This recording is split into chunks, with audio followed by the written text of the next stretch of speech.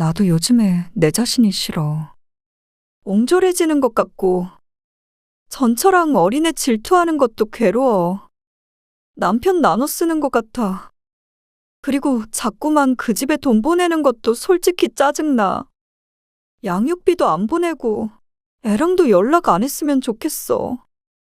그 여자는 능력은 하나도 없으면서 내 남편한테만 기대서 사는 거야. 이혼했는데도 아직 자기 남편이라고 생각하나 봐. 애도 어디 멀리 보내버렸으면 좋겠어. 그런 소릴 왜 해? 어린애잖아. 그리고 전처랑은 안 만난다며. 엄마 일 아니라고. 왜 그렇게 쉽게 말해?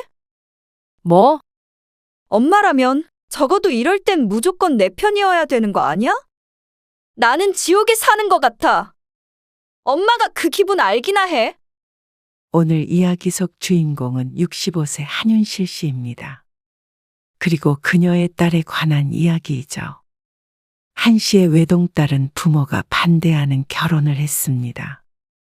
애딸린 이혼남과 결혼하겠다는 딸을 치열하게 반대하다가 결국엔 눈물을 머금고 허락을 하게 되었습니다. 그렇게 야단법석을 떨며 결혼을 했으면, 잘 살았으면 참 좋았겠지만 딸의 결혼 생활은 순탄치 않았습니다. 그런 결혼 생활이 쉬울 줄 알고 결혼을 한 것인지 매일같이 싸워대는 통에 한 씨 또한 진이 빠질 지경이었습니다. 날마다 찾아와서 하소연을 하며 신세한탄을 하는 딸. 사위의 전처와 아이를 질투하다 이제는 지옥 속에 살고 있는 것 같다는 말을 했습니다. 내 자식이 지옥에 있다는데 어떤 부모의 가슴이 멀쩡할까요? 어떤 위로도 소용없었고 조언은 듣지 않았습니다. 그러다 종래엔 자신의 불행이 부모 탓이라는 딸에게 한 씨도 질려버리고 말았습니다. 그렇게 부모 말을 안 듣더니 만만한 것이 부모였습니다. 이제는 한 씨도 딸에게 멋대로 살라고 하고 싶었습니다. 성인인 이상 자신이 한 선택에 책임을 져야 했습니다. 그런 한 씨에게 딸은 냉정하다고 했습니다. 하지만 한 씨도 더 이상 자식의 감정 쓰레기통이 되고 싶지 않았습니다. 한 씨는 딸이 하나 있었습니다. 어릴 적부터 똘똘했고 양가 조부모와 한 씨 부부의 사랑을 독차지하며 살았습니다. 자식이 하나인지라 좋은 교육시켜주기 위해 노력했고, 그런 기대에 부응해서 딸은 좋은 대학을 나와서 직장도 꽤나 괜찮은 곳으로 들어갔습니다. 20대 중후반부터 주변에서 중매를 서겠다는 사람이 많았습니다. 그런데 딸은 아직은 결혼 생각이 없다며 전부 거절했죠. 그렇게 딸은 33살이 되었습니다. 한 씨는 늦은 나이라고 생각하지 않았지만 남편은 어쩐지 마음이 조급한 모양이었습니다. 아영이는 만나는 사람도 없대. 그런 말 안 하던데. 왜? 이쁘고 똑똑한데 왜 남자친구가 없어? 있는데 말 안 할 수도 있지 뭐. 여태 남자친구 한 번 안 사귀어 봤겠어? 아, 그러면 결혼을 해야 할 거 아니야. 벌써 결혼을 해? 벌써라니. 지금 남자친구 없는 거면 또 만나서 1, 2년 연애하다 보면 30대 금방 지나가잖아. 딸내미 노처녀 만들 일 있어. 알아서 잘하겠지. 그런데 그새를 못 참고 딸에게 연락을 한 모양이었습니다. 주말에 딸이 집으로 왔습니다. 나 사실 사귀는 사람 있어. 정말이야? 왜 말을 안 했어? 그냥 뭐하러 말해. 그러면서 지금 만나고 있다는 사람에 대해서 말해 주었습니다. 나이는 37살에 사업을 하고 있다고 했습니다. 무슨 사업을 하는지 자세히는 몰라도 꽤나 재력이 있는 듯한 설명에 남편도 호기심이 생기는 모양이었습니다. 4살 차이면 궁합도 안 본다고 그러지 않나? 긍정적인 남편의 반응에 딸도 기분이 좋아 보였습니다. 사실 곧 말하려고 했는데 지난주에 청혼 받았어. 정말이야? 그럼 언제 한번 봐야지. 진석 씨랑 얘기해보고 약속 잡을게. 그러자 남편은 이름마저 마음에 든다며 호탕하게 웃었습니다. 아빠들은 딸이 결혼하면 슬퍼한다던데 저렇게 좋을까 싶었습니다.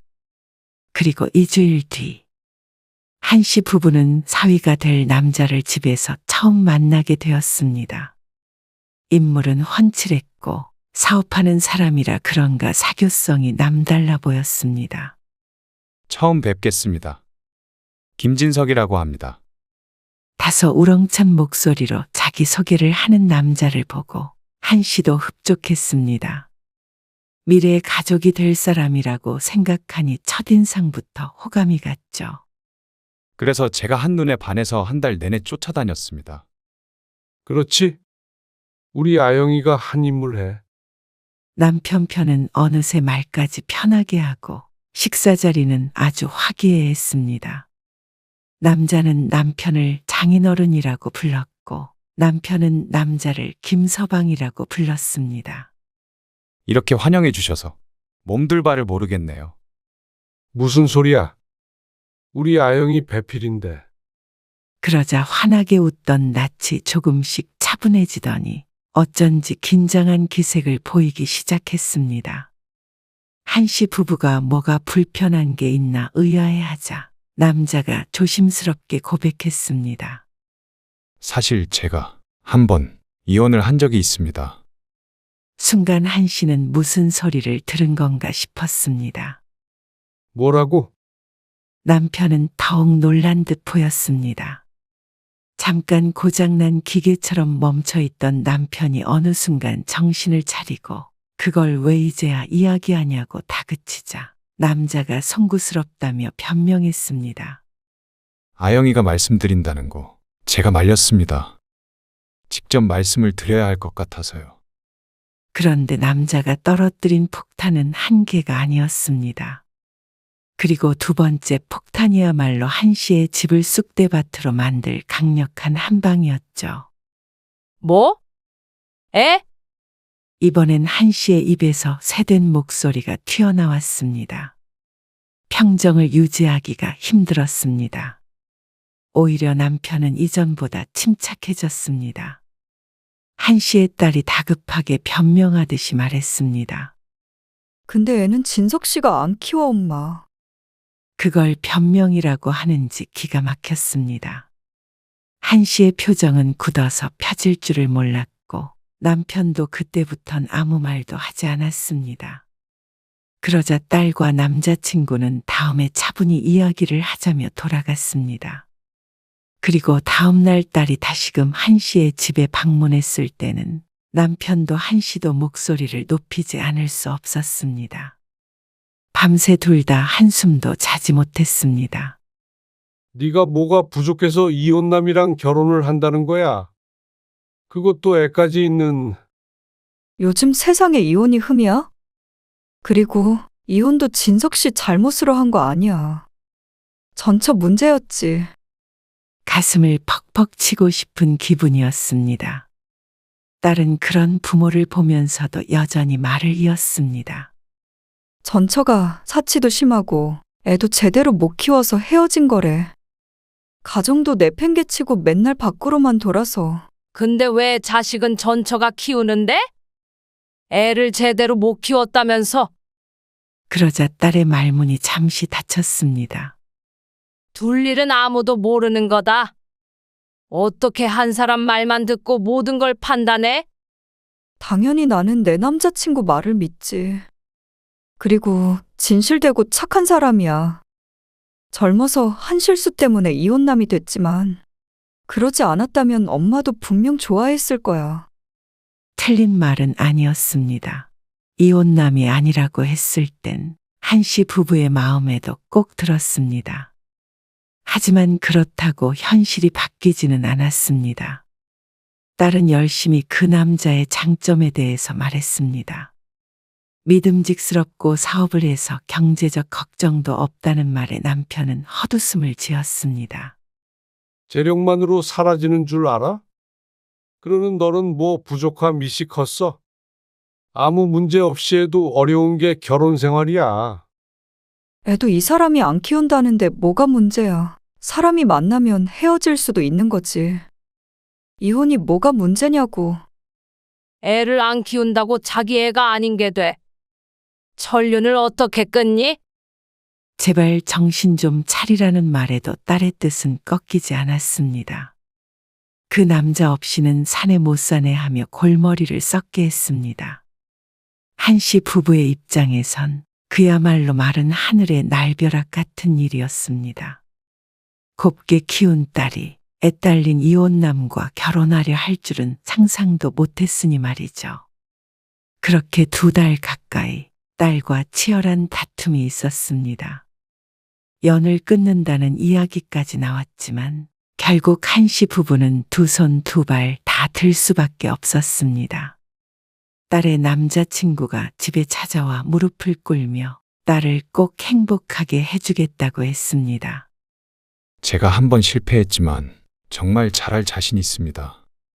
믿어주세요.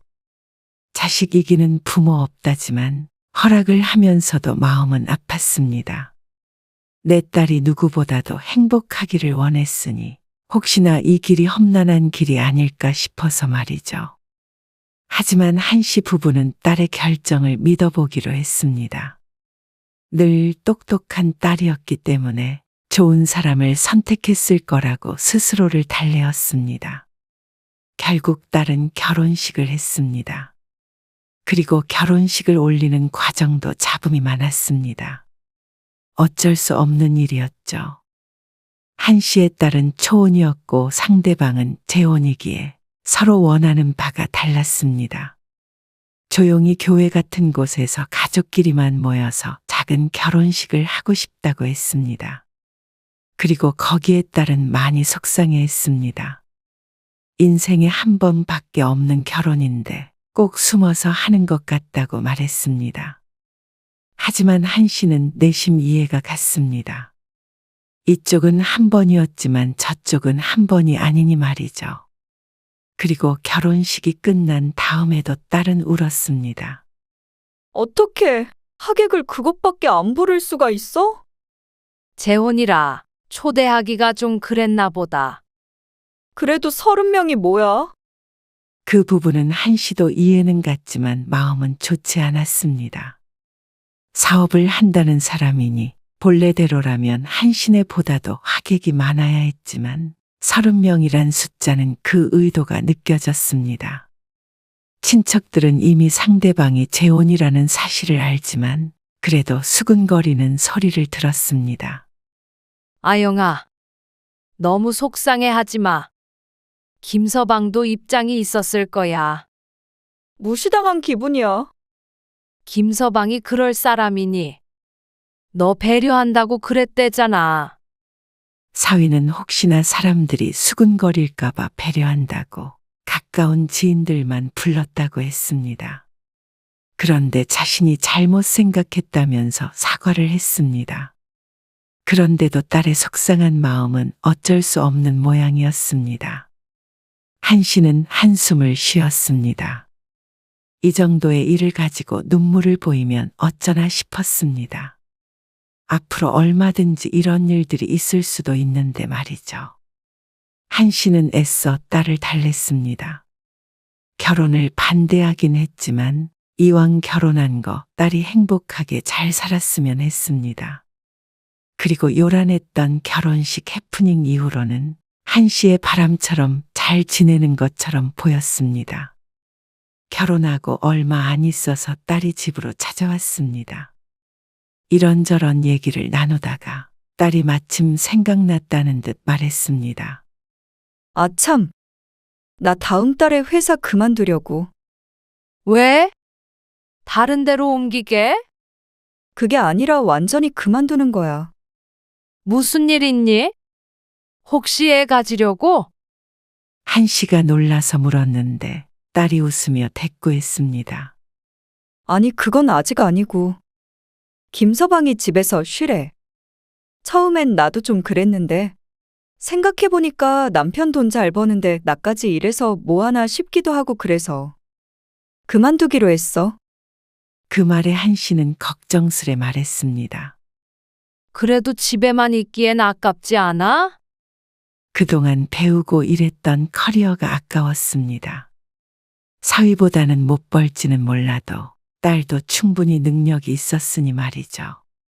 그리고 요즘엔 여자도 경제력이 있어야 해. 에이, 그런 건 알지.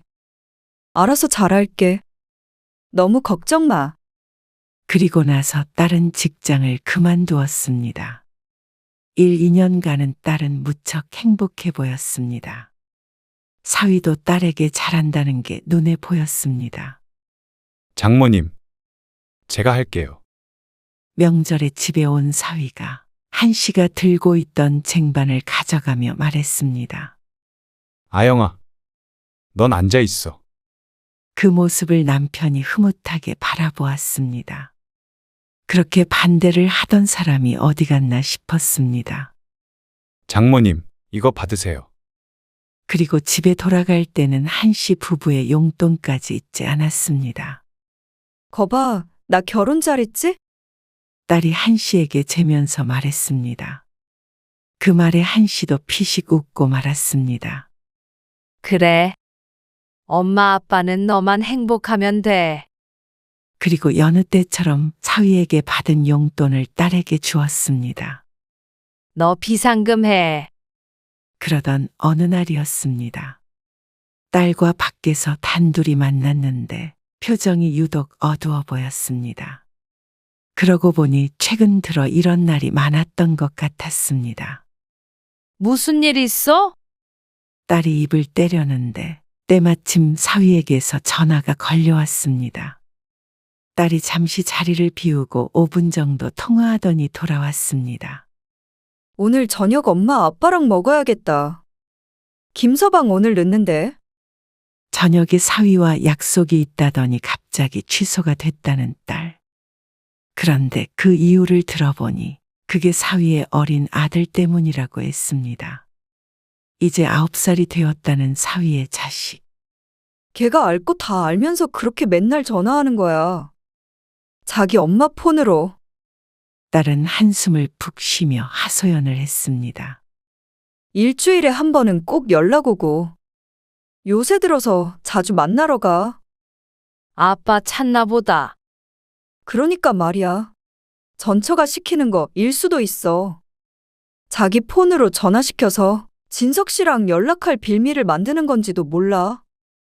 설마 그러겠어. 그래도 자식인데 어쩌겠니?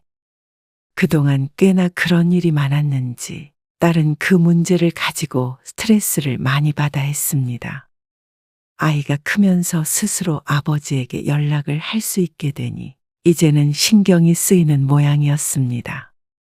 그러다 몇 달 뒤 딸에게서 전화가 왔는데 목소리가 무척 격앙돼 있었습니다.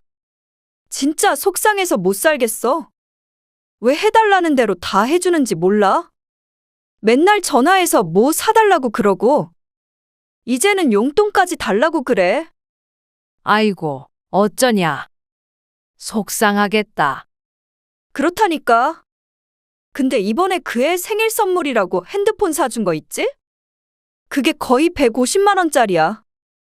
150만 원? 그게 말이 돼? 양육비도 꼬박꼬박 주는데 왜 그쪽으로 돈이 새는 거야?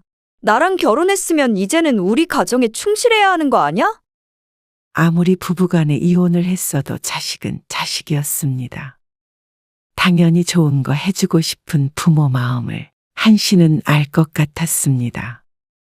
하지만 딸의 속상한 마음도 물론 이해를 못하는 바는 아니었습니다. 그래도 그건 딸이 안고 가야 하는 문제라고 생각했습니다. 한 씨라고 속이 쓰리지 않는 것은 아니었습니다. 애초에 비슷한 사람과 결혼했다면 이런 걸로 고민할 필요도 없었던 것이니 말이죠. 네가 잘 얘기를 해봐. 김서방한테. 너무 그러는 거는 신경이 쓰인다고. 또 전처랑 만나는 건 아닐 거 아냐. 전처랑은 당연히 만나면 안 되지. 얘기해도 미안하다고만 해. 근데 바뀌질 않잖아. 그러면 그래도 자기 자식 나 몰라라 하지 않는 사람이구나 생각해봐. 사위와 해결점이 안 보인다면 적어도 자식에게 책임감 있는 부모구나 하고 긍정적으로 생각하면 어떨까 싶었습니다. 부부 사이의 한씨가 정확히는 알 수 없어도 그래도 사위가 한씨의 딸에게 잘하는 듯 하니 화목하게 지냈으면 했습니다. 근데 엄마는 누구 편이야? 딸은 한씨에게 사위 편을 든다며 토라졌습니다. 누구 편이 아니라 그렇다고 자식이랑 연 끊고 살라고는 할 수 없잖아. 다 알고 결혼한 거고. 그러면 어느 정도 감수해야지 어쩌겠어. 거봐! 그리고 딸은 자꾸만 한씨에게 전화를 걸고 어느 때는 집에 찾아오기도 했는데 용건은 하나였습니다. 또 싸웠어? 싸운 게 아니라 내가 일방적으로 화난 거야. 딸이 회사도 다니지 않으니 남는 것이 시간이었습니다. 그리고 그런 하소연을 듣는 한씨는 점점 지쳐갔습니다.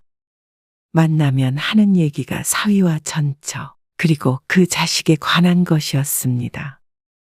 그리고 딸은 점점 신경이 날카로워져 갔죠. 딸이 쏟아내는 감정을 그대로 맡고 있으니 한씨도 기분이 가라앉았습니다.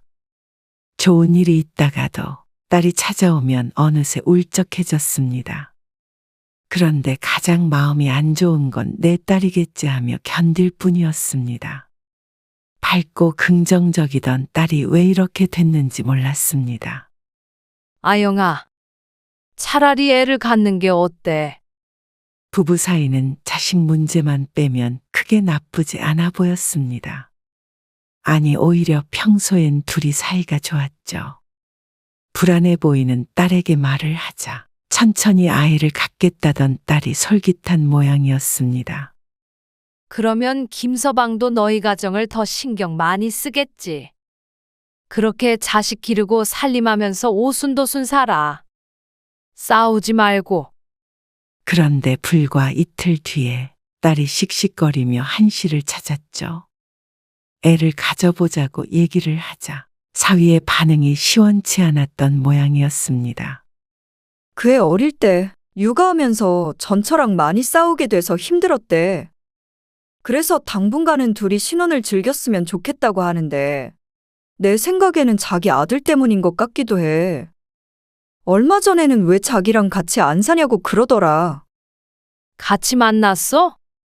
아니, 통화하는 소리 들었어. 한씨도 걱정이 됐습니다. 딸이 벌써 30대 중반인데 아이를 더 미룬다면 너무 늦지 않나 생각이 되기도 했습니다. 내가 진짜 남의 아빠 뺏어온 불륜녀같이 느껴져. 진석 씨가 두 집 살림하는 느낌이야. 왜 그런 생각을 해? 자식이니까 김서방도 어쩔 수가 없는 거겠지. 나도 알아. 그러면서 딸은 괴로워했습니다. 나도 요즘에 내 자신이 싫어. 옹졸해지는 것 같고 전처랑 어린애 질투하는 것도 괴로워. 딸의 말에 가슴이 콱 막힌 듯 답답해졌습니다. 남편 나눠 쓰는 것 같아. 그리고 자꾸만 그 집에 돈 보내는 것도 솔직히 짜증나. 양육비도 안 보내고 애랑도 연락 안 했으면 좋겠어. 그 여자는 일도 안 해. 능력은 하나도 없으면서 내 남편한테만 기대서 사는 거야. 이혼했는데도 아직 자기 남편이라고 생각하나 봐. 그러다가 나중에 둘이 만나기라도 할까봐 신경 쓰여. 그러면서 딸의 입에선 무서운 말들이 나왔습니다. 나중엔 전처와 어린 아이까지 저주하는 듯한 발언에 한씨도 말릴 수밖에 없었습니다. 그런 소릴 왜 해? 어린애잖아. 그리고 전처랑은 안 만난다며. 한씨도 더 이상 듣고 있기가 괴로웠습니다. 자신이 딸의 악감정을 버리는 쓰레기통이 된 기분이었습니다. 처음엔 상심한 딸을 위로해주기 바빴지만 수개월간 이어지는 딸의 하소연에 한씨도 신경이 곤두섰습니다. 그 말의 화살은 아이가 아닌 한씨에게도 돌려졌습니다. 엄마 일 아니라고 그렇게 쉽게 말해? 뭐? 엄마라면 적어도 이럴 땐 무조건 내 편이어야 되는 거 아니야? 한 씨는 단 한순간도 딸의 편이 아니었던 적이 없었습니다. 딸이 태어난 그 순간부터 말이죠. 딸은 한 씨에게 신경질적으로 따지고 들었습니다. 캐캐묵은 옛날에 있었던 서운했던 일까지 들춰가며 한 씨를 비난했습니다. 한 씨는 얼이 빠져서 듣고만 있었죠. 나는 지옥에 사는 것 같아. 엄마가 그 기분 알기나 해. 기가 막히기도 하고 서글프기도 했습니다. 내 딸이 지옥에 살고 있다는 말이 들으니 숨이 막히는 듯 했습니다. 그리고 동시에 딸이 쏟아내는 악감정을 품어내기가 힘들다는 생각이 들었습니다. 그래 놓고는 며칠 뒤면 또 화해해서 사위와 부대끼며 살아갈 것을 알았습니다. 한 씨가 무슨 조언을 해도 딸은 자기가 하고 싶은 대로 했습니다. 그러니 한 씨가 뭐라 말하는 것은 딸에겐 아무 의미도 없었습니다. 딸은 한 달도 안 있어서 짐을 싸서 한 씨의 집으로 왔습니다. 가방을 들고 있는 딸의 모습을 보자 말을 안 해도 무슨 상황인지 알 것 같았습니다. 그리고 올 것이 왔나 싶었죠. 한동안은 잘 지내는 것 같더니 일이 터졌습니다. 사위가 아들 생일이라고 만나러 간다고 했었는데 그날 일이 있었습니다. 근데 알고 보니까 전처도 같이 식사를 했던 거야. 너한테 거짓말하고. 자기 말로는 전처가 나올 줄 몰랐다고는 하는데 어떻게 알아? 작정하고 속이려고 했었는지. 너는 그걸 어떻게 알았어? 김서방 휴대폰 몰래 보다가 사진첩에서 셋이 찍은 사진 봤어. 아주 보기 좋은 가족이더라. 그래서 사위와 이혼한다 어쩐다 하며 한바탕 싸우고 나온 딸. 이쯤 되면 누구의 잘못인지도 몰랐습니다. 한 씨가 보기엔 둘 다 마냥 피해자는 아니었습니다. 사위도 딸이 싫어하는 줄 알면서도 제대로 행동하지 못한 잘못이 있었고, 딸도 아무리 남편이라지만 휴대폰을 몰래 보는 건 안 될 말이었습니다. 차라리 이혼을 해라. 한 씨는 딸에게 진지하게 말했습니다. 그리고 옆에서 듣고 있던 남편도 한 씨의 말에 반박하지 않았습니다. 남편이 보기에도 딸의 결혼 생활은 순탄하지 않아 보였죠. 그러자 딸은 그런 한 씨에게 소리쳤습니다. 엄마, 아빠 김서방 이혼남이라고 얼마나 반대했어? 근데 지금 나한테 이혼녀가 되라는 소리야? 그래도 애 없을 때 갈라서는 게 낫지 않겠냐. 한 씨의 솔직한 심정이었습니다. 집을 나올 정도라면 심하게 싸운 것 같은데 그동안에도 수도 없이 싸운 둘이었습니다. 이 상황에서 애가 생긴다고 관계가 크게 개선될지는 미지수였습니다. 오히려 이도저도 못하는 상황이 될까 무서웠습니다. 지옥에서 살고 있다며. 왜 그렇게 살아? 빠져나오면 되지. 진짜 엄마 일 아니라고 쉽게 말하냐고. 지난번과 똑같은 말을 하는 딸. 한 씨는 고개를 저었습니다. 엄마가 쉽게 말하는 건 줄 알아? 너 그렇게 괴로워하는 거 보면서 엄마 아빠 마음은 어땠는지 알아? 왜 행복하려고 결혼해서는 그렇게 사는 거야? 이혼할 게 아니라면 잘 살아봐야 할 거 아니야. 그 여자랑 그 애 찾아가서 다시는 연락하지 말라고 할 거야. 그렇다고 너희 부부가 평화로워지겠니? 하지만 딸은 그런 한 씨에게 실망한 듯 말했습니다. 왜 엄마는 늘 나한테 딴지를 걸어? 그냥 내가 하는 일 지지해주면 안 돼? 나 결혼할 때도, 직장 그만둘 때도, 그리고 김서방 때문에 힘들어할 때도 왜 엄마는 내 편이 아닌 거야? 그 말에 한 씨도 화가 치밀어 올랐습니다. 딸이 그렇게 생각한다면 이제 더 이상 한 씨도 할 말이 없었습니다. 귀는 닫은 채로 자기 할 말만 해대는 딸과는 대화가 되지 않았습니다. 그러는 너는 왜 부모 말은 듣질 않아? 결국 다 후회했잖아. 딸도 그에 대해 할 말이 없었는 입을 다물고 한 씨를 원망스러운 눈빛으로 쳐다보았습니다. 그리고 한참 후에 내뱉은 말은 한 씨의 혼을 빼놓았습니다. 그때 엄마 아빠가 결혼을 제대로 말려만 줬어도 나 이렇게 안 살아. 그러자 듣고 있던 남편이 자리에서 일어나 현관문을 손가락으로 가리켰습니다. 송하영, 너 돌아가라. 아빠, 너 그렇게 될 줄 모르고 결혼한 거 아니잖아. 누누이 말했지. 그런데도 김서방 아니면 죽는다고 했던 게 너야. 그렇게 엄마 아빠 가슴에 대못을 받고 결혼했으면 됐지. 못 사는 것까지 부모 탓을 해? 네 가정은 네가 알아서 해. 어서 나가. 남편이 딸을 문 밖으로 쫓아냈습니다. 그리고 그날 이후로 딸이 연락을 해도 받지 않았습니다. 그건 한 씨도 마찬가지였죠. 그러자 딸에게서 문자 메시지가 왔습니다. 어떻게 자식에게 이렇게 냉정하게 할 수가 있느냐며 장문의 메시지를 보냈습니다. 한 씨는 답장을 한 통 보냈습니다. 참고 살든 이혼을 하든 알아서 하고 더는 괴롭히지 말라고 말이죠. 다시 사위에게로 돌아갔는지 어쨌는지 모르겠지만 이제는 한 씨는 참견하고 싶지 않았습니다. 그리고 얼마 뒤에 한 씨 부부는 우연히 사위를 보았습니다. 어떤 여자와 남자아이랑 함께 있는 모습이었습니다. 남편이 그 모습을 보고 저녁에 사위에게 연락을 했습니다. 사위는 아이가 크게 아파서 어쩔 수 없이 만난 것이라고 했습니다. 설명하는 것을 보니 오래 치료가 필요해 보이는 병이었습니다. 어쩐지 딸의 결혼 생활의 끝이 보이는 듯했습니다. 사위는 전처와는 아이와 관련된 일이 아니라면 전혀 연락하지 않는다고 했습니다.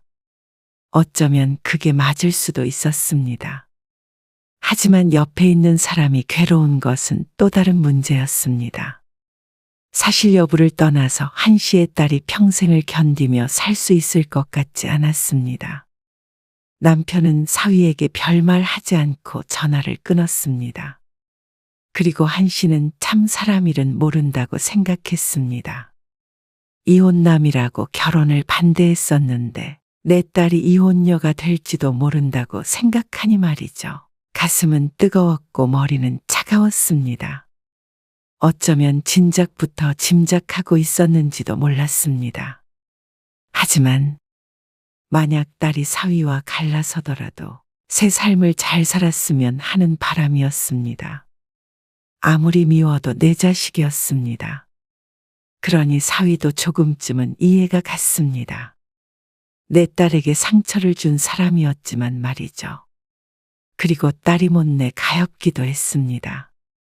그러면서 정말로 내가 이 결혼을 더 말렸더라면 어땠을까 생각했죠. 하지만 이내 고개를 저었습니다. 그랬다면 어쩌면 진작에 딸과 연이 끊어졌을지도 모르는 일이었습니다. 얼마 뒤에 한 씨는 딸에게 연락했습니다. 김서방이랑은 별거 하는 거나 마찬가지야. 내가 잠들 때쯤에나 들어와서 거실에서 자. 딸의 목소리엔 도끼가 없었습니다. 큰일은 이미 치른 듯 했고 단념한 것 같기도 했습니다. 너 그렇게 괴로우면 그만둬도 돼. 무슨 결정을 하든 인생 끝나는 거 아니야. 무조건 너 행복한 쪽으로 생각해. 그렇게 전화를 끊고 한 달 동안 딸에게서 연락이 없었습니다. 한 씨 부부도 굳이 먼저 하지 않았습니다. 한 씨는 어쩌면 딸이 사위와 화해했는지도 모른다고 생각했습니다. 하지만 어느 날 딸에게서 전화가 왔습니다. 이혼 절차 밟고 있어. 조금은 덤덤해 보이는 딸의 말에 한 씨는 잠시 침묵했습니다. 이렇게 될 것이라고 생각하긴 했지만 가슴이 저린 것은 당연했습니다. 집에 들어와서 살려거든 그렇게 해. 딸이 당장에 돌아갈 곳이 없을까봐 걱정이 되었습니다. 아니야. 집 구해서 나왔어. 그리고 다음 달부터 다시 출근해. 직장 구했어. 그래. 그리고 엄마, 응? 죄송해요. 내가 마음이 너무 괴롭고 힘들어서 괜히 엄마 아빠한테 화풀이했어. 진짜 후회 많이 해. 그 말에 한 씨의 눈시울이 붉어졌습니다. 한 씨는 대답하지 않았고 딸은 애써 밝은 목소리로 인사하며 전화를 끊었습니다. 그리고 그 뒤로는 간간히 딸에게 연락이 왔는데 사위와 완전히 이혼한 뒤로는 집에 찾아오기도 했습니다. 그리고 새로운 직장에 다시 적응해서 잘 지내고 있다고 했습니다. 내가 뭐에 씌였었나 봐. 딸이 웃으며 말했습니다. 일에 몰두하니 서서히 괴로움이 잊혀진다고도 했습니다. 한 씨는 딸이 그래도 훌을 털어버리려고 노력하는 것 같아서 그리고 잘 지내는 것 같아서 다행이었습니다. 지난날 딸에게 실망도 많이 하고 상처도 받았지만 그래도 여전히 딸이 행복했으면 하는 바람이었습니다. 그리고 이제는 한 씨 부부도 행복했죠.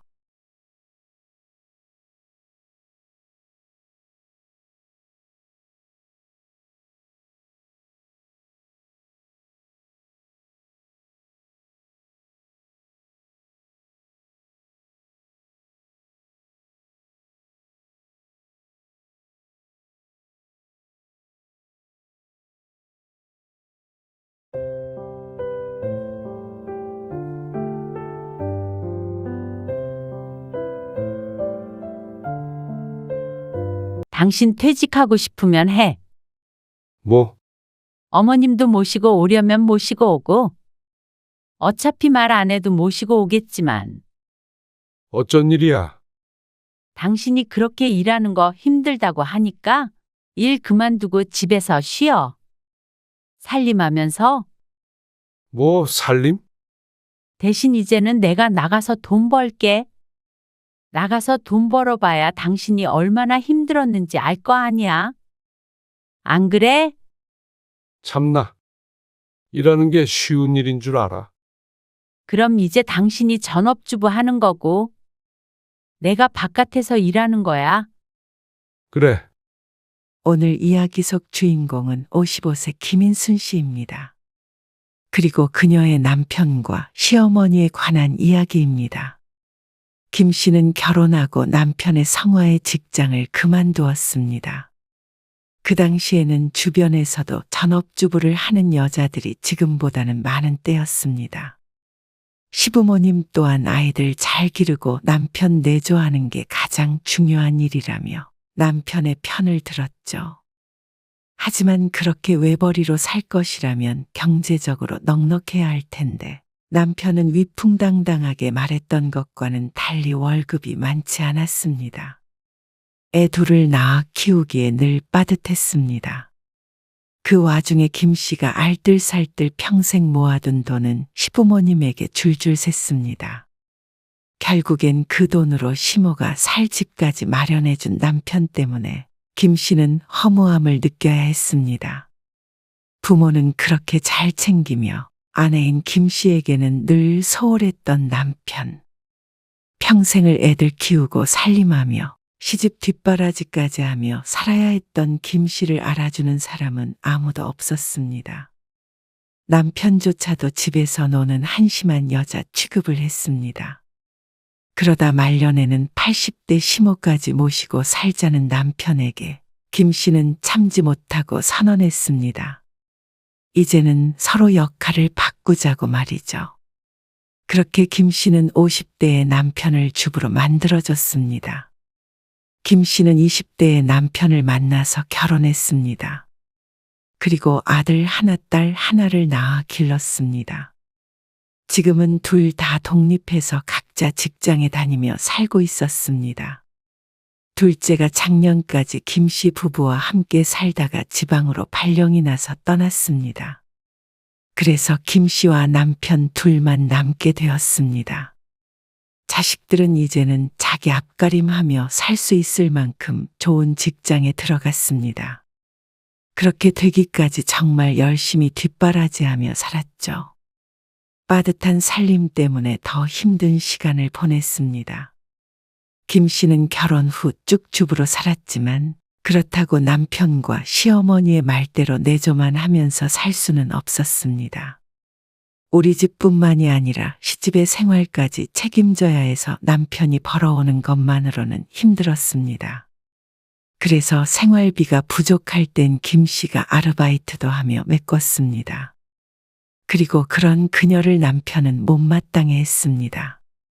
젊었을 적부터 그렇게 살았습니다. 오늘도 어머니한테 다녀왔어? 부르셔서. 김장하신다고. 아, 벌써 그렇게 됐나? 사흘 뒤에도 가야 해. 왜? 친척분들 오신다고. 상 차리러. 그래? 김 씨가 한숨을 쉬며 말했지만 남편은 대수롭지 않다는 반응이었습니다. 결혼하고 몇 년간 시집 일에 불려간 것이 몇 번인지 셀 수조차 없었습니다. 일주일에 한두 번은 꼭 가야 했습니다. 남편이 없더라도 혼자서라도 가서 시부모님이 시키는 일을 해야 했죠. 아이 둘을 키우면서 그러기가 쉽지 않았습니다. 하지만 김 씨의 사정을 신경 쓰는 사람은 아무도 없었습니다. 나 입에 혓바늘이 몇 개나 난지 모르겠어. 무슨 소리야, 갑자기? 안 그래도 힘든데. 어머님이 자꾸만 부르시니까 너무 힘들어. 뭐? 힘들다고? 집에도 할 일 많은데. 집에 뭐가 할 일이 많아? 그러면서 남편은 김 씨가 전업주부인 걸 들먹였습니다. 집안일 하고 시부모를 챙기는 것까지가 할 일이라면서 말이죠. 그래도 어머니 아버지는 상식적인 분이야.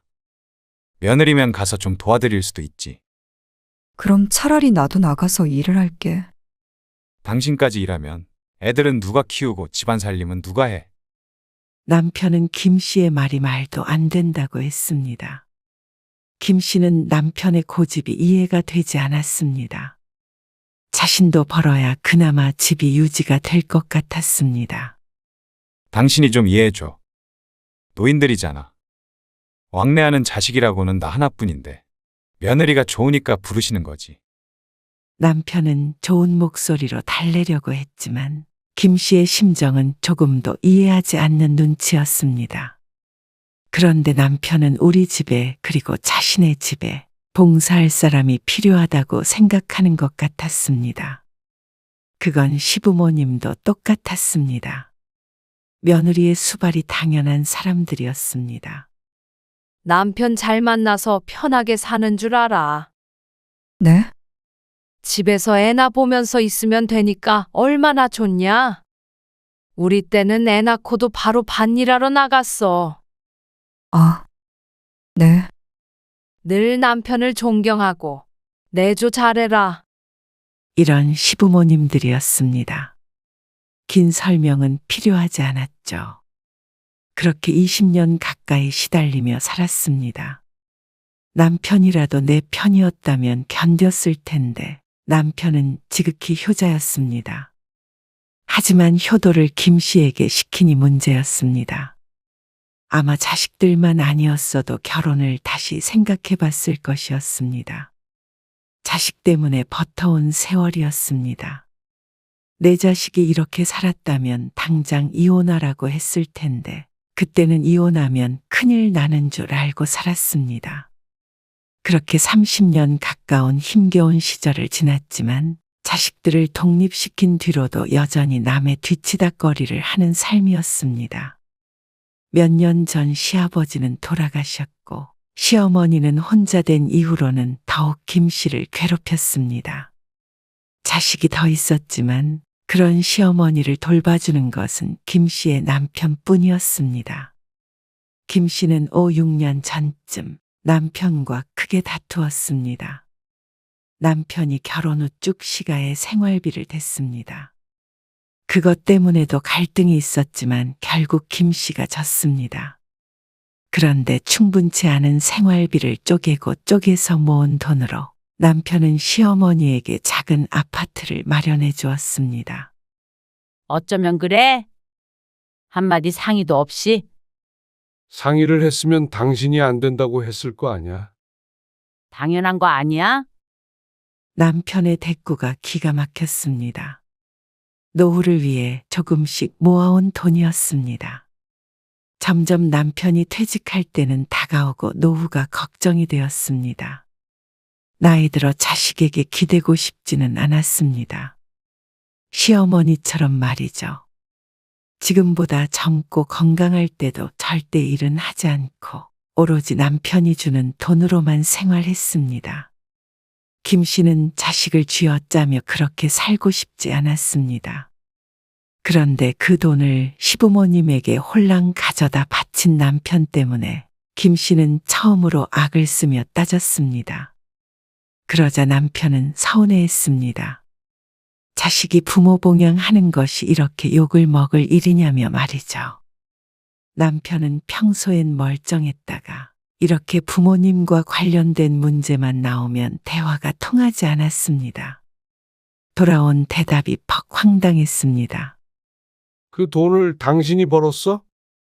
다 내가 번 돈이지. 뭐라고? 남편도 흥분해서 말했습니다.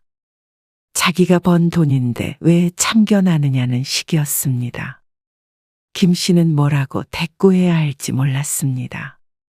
남편이 정말로 그렇게 생각하고 있나 싶었습니다.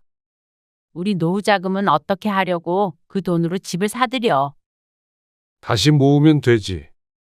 아직 젊은데 뭐가 걱정이야? 그거 어떻게 모은 건데. 다시 또 궁상맞게 살아갈 것을 생각하니 눈앞이 깜깜했습니다. 김 씨 부부는 집은 있었지만 정말로 집밖에 없었습니다. 하지만 남편은 어떻게든 준 돈으로 생활해 나가는 걸 보고는 여유 있다고 생각이라도 하는 모양이었습니다. 아끼고 아끼는 김 씨를 보며 종종 왜 그렇게 미련하게 사느냐고 했죠. 그런데 이제 와서는 김 씨를 탓했습니다.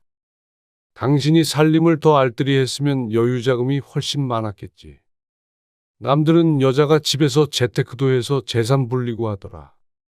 김 씨는 그런 재주는 없었습니다. 그랬다면 이렇게 살지도 않았겠죠.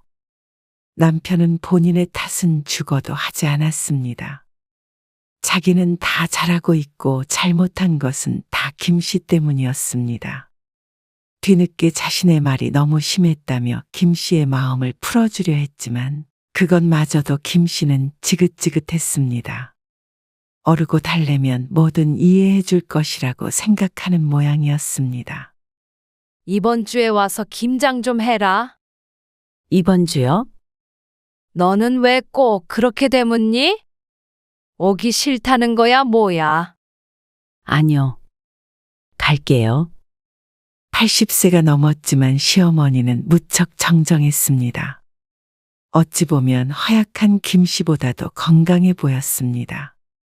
하지만 김 씨가 일주일에 한두 번씩 방문해서 대신 집안일을 해주었습니다. 남편은 혼자 남은 엄마가 불쌍하다며 김 씨가 시모의 뜻대로 해주길 바랐습니다.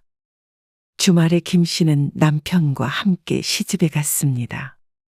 그리고는 시어머니의 지시하에 혼자서 김장을 해야 했습니다. 주말 이틀간 배추만 절여진 것이 아니라 김 씨까지 같이 절여진 듯 했습니다.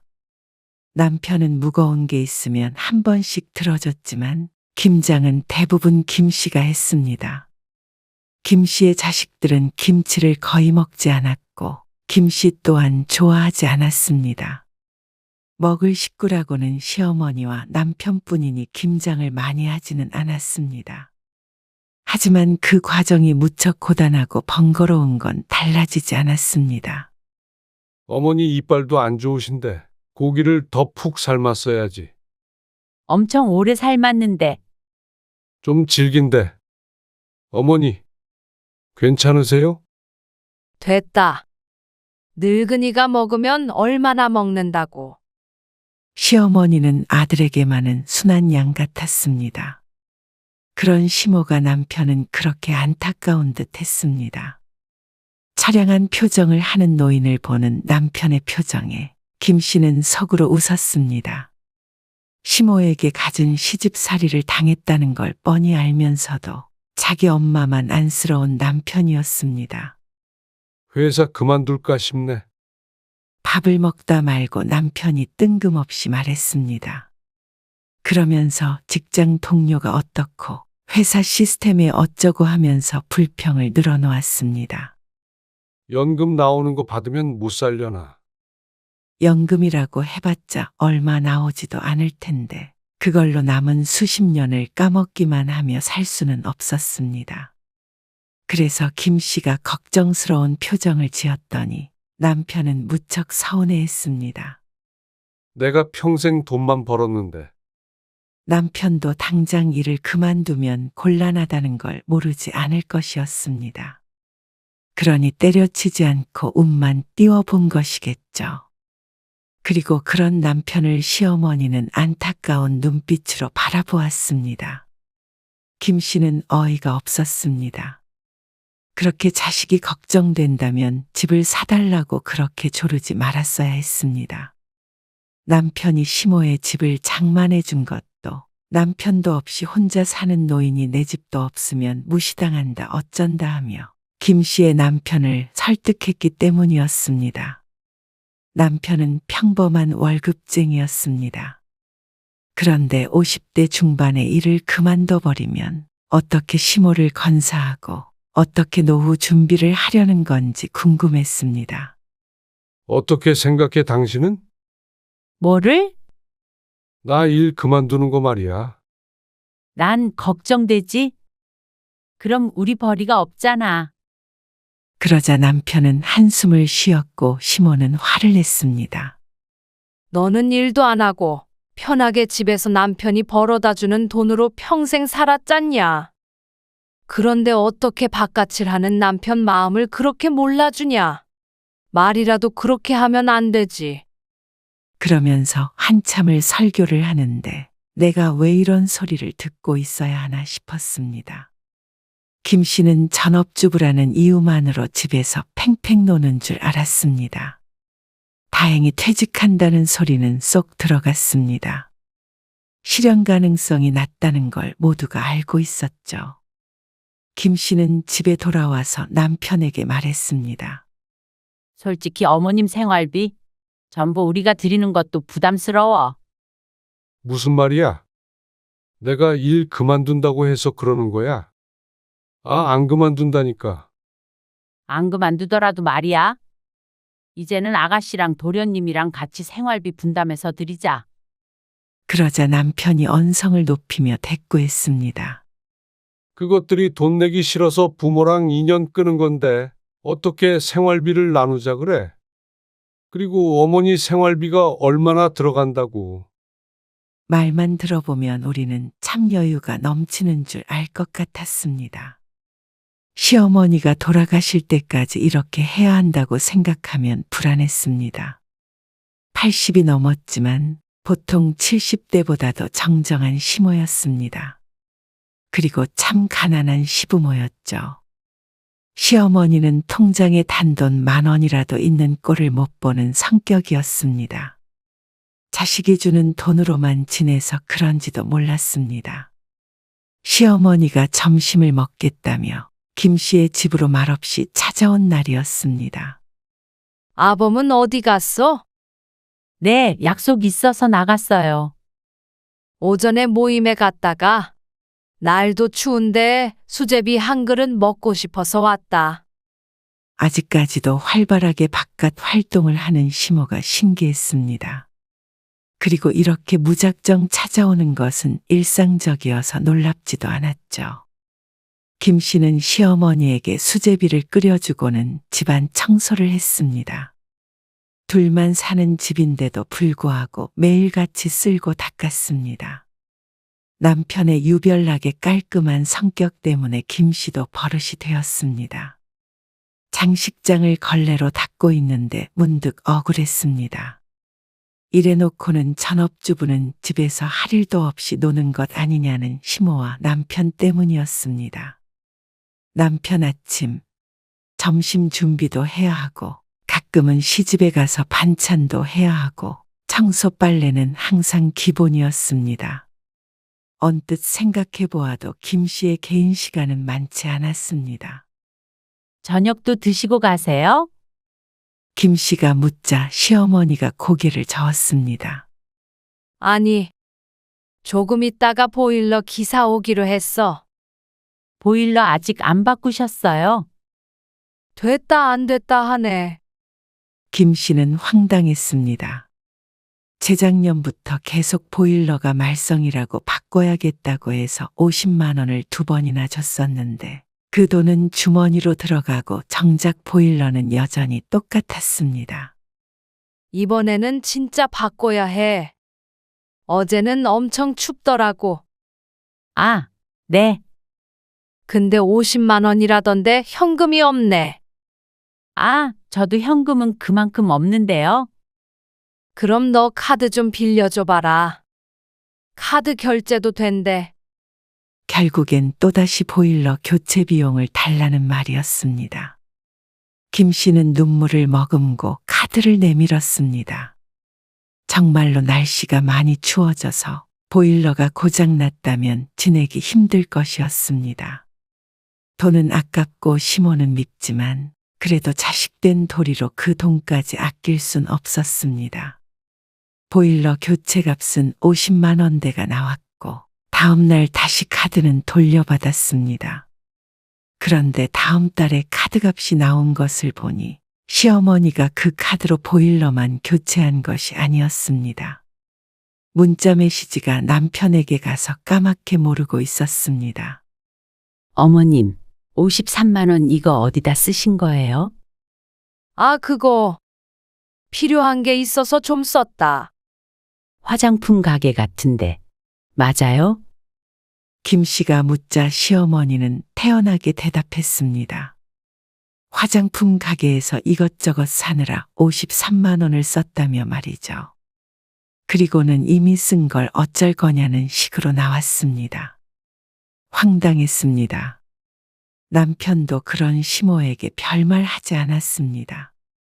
집도 사주는 아들인데 그깟 화장품 값 몇 푼이 아까울 리는 없는 모양이었습니다. 김 씨가 생각해보면 자기 마음대로 사는 사람들이 오래 사는 것 같았습니다.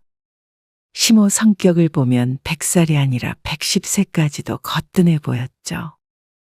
그러다가 시어머니가 위가 좋지 않아서 병원을 몇 번 드나든 적이 있었습니다. 밥을 제대로 못 먹어서 김 씨도 수시로 드나들며 죽을 챙겨줘야 했습니다. 그러던 어느 날 남편이 김 씨에게 말했습니다.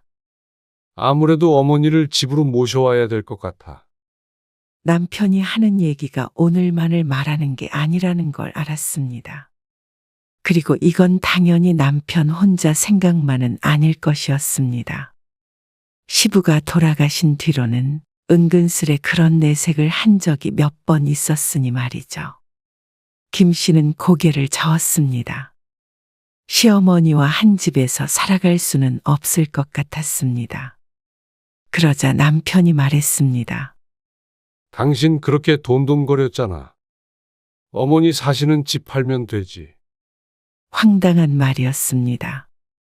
이미 2년 전에 시어머니가 그 집으로 대출을 받아서 발칵 뒤집힌 적이 있었습니다.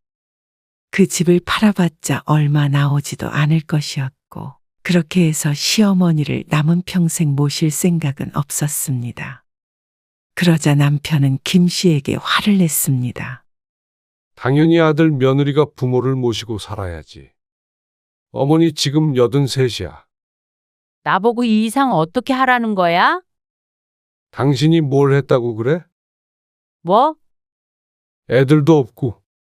사실 집에서 노는 거나 마찬가지잖아. 집에서 어머니랑 오순도순 시간도 보내고 하면 얼마나 좋아? 어이가 없었습니다.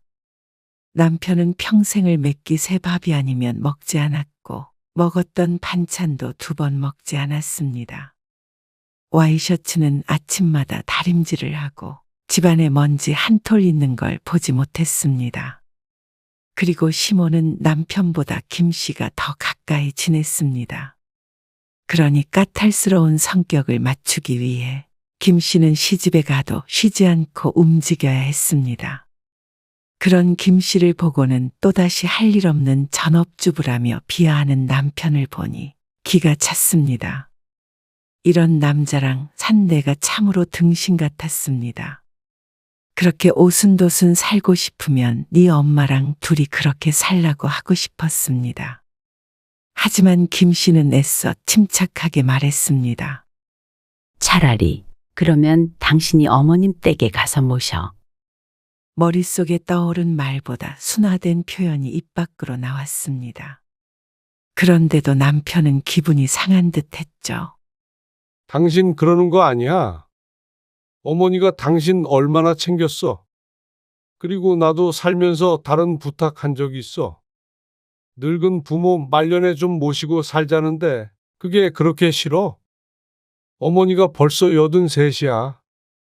그러고는 시어머니가 연을 끄는 둘째 며느리보다 김 씨를 더 좋아했다는 말을 했습니다. 2번 좋아했다가는 김 씨가 먼저 병이라도 걸릴 것 같았습니다. 만병의 근원이 스트레스이니 말이죠. 아니 당신 왜 그렇게 사람이 차가워? 피도 눈물도 없는 여자랑 여태 산 내가 불쌍하다. 갖은 말로 김 씨를 못된 며느리, 못된 아내를 만드는 남편. 그 말을 듣자 김 씨도 남편에게 남아있는 일말의 정이 떨어지는 것 같았습니다. 어차피 돈 벌어오는 것은 자신이니 평생 시모와 자신의 뒷바라지를 하며 살라는 남편의 말에 치가 떨렸습니다. 당신 평생 먹여 살린 남편을 이렇게 무시하는 거 아니야? 마지막 말은 입이 쩍 벌어졌습니다. 그럼 여태껏 김 씨가 해온 것은 무엇이었나 싶었습니다. 그리고 그동안 자신이 한 만행들은 전혀 기억을 못하는 것 같았죠. 이 가정이 이렇게 돌아가는 것은 적어도 남편 덕은 아니었습니다. 김 씨는 남편과 대화를 나누지 않았습니다. 끝까지 김 씨가 뜻을 굽히지 않으니 남편도 김 씨에게 냉랭하게 대했습니다. 어머님, 이 시간에 어쩐 일이세요? 저녁 9시가 넘은 시각. 시어머니가 예고 없이 찾아왔습니다. 밖에 눈이 오는지 어깨에 눈이 조금 쌓여 있었습니다. 바람이 너무 많이 불어서 창문이 흔들리는데 갑자기 너무 무섭잖냐? 태풍이 불지도 않는데 아파트 창이 어떻게 무섭도록 흔들릴 수 있는지 의문이었습니다. 그리고 생전 뭐가 무섭다는 말은 한 적도 없는 분이었습니다. 속된 말로는 호랑이도 때려잡을 수 있을 것 같았습니다. 하지만 아들은 마음이 아픈 듯 보였습니다. 그래도 김 씨는 모자를 모른 척 했습니다. 시어머니의 심중도 알 것 같고 남편이 매일같이 시위하듯 굴어도 끝까지 모른 척 했습니다. 여태껏 모든 걸 다 남편에게 져주고 살았지만 이제는 그러고 싶지 않았습니다. 남은 인생마저 그렇게 살고 싶지 않았습니다. 고생길이 뻔했고 그걸 고생이라고 생각하는 건 영원히 김 씨뿐일 것임을 잘 알고 이었습니다. 한동안은 시모와의 합가에 대해 얘기를 꺼내지 않았습니다. 그리고 김 씨는 스트레스성 위염 때문에 병원에 다녔습니다. 이것저것 신경을 많이 쓰다 보니 약을 달고 살았습니다. 시어머니가 위 때문에 병원에 다닐 땐 김 씨를 시켜서 매일같이 죽을 쓰러 오가게 하던 남편은 아내가 위염으로 고생을 하든 말든 상관이 없어 보였습니다. 그러면서 김 씨에게 희생만을 강요하는 것에 질려버렸습니다. 어머니 모셔올 거야. 남편은 김 씨가 그래도 뜻을 바꾸지 않자 통보하듯 말했습니다. 당신이 싫다고 하면 나도 확 회사 그만둬 버릴 거야. 말도 안 되는 협박을 하는 모습에 헛웃음밖에 나오지 않았습니다. 그 전에도 종종 퇴사하고 싶다는 말은 했지만 이번에는 협박의 수단으로 쓰는 듯 했습니다. 당신이 일 그만두면 우리는 뭐 먹고 살아? 돈 벌어서 가족들 먹여 살리니 시모도 그렇고 남편도 그렇고 늘 가장 대접을 원했습니다. 그런데 책임감이라고는 없어 보였습니다. 아, 당신이야 평생 살림했으니 내 고충을 알아? 남편과 냉전 상태인데도 불구하고 오늘 시모의 호출에 잠시 시집에 다녀왔습니다.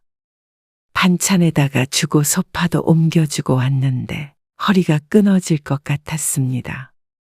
참, 회사에 나가면 매달 눈에 보이는 결과가 통장에 찍히지만 집안일이라는 건 아무리 해도 티가 나지 않았습니다. 해도 티가 안 나고 안 하면 무지 눈에 띄는 것이 주부의 일이었습니다.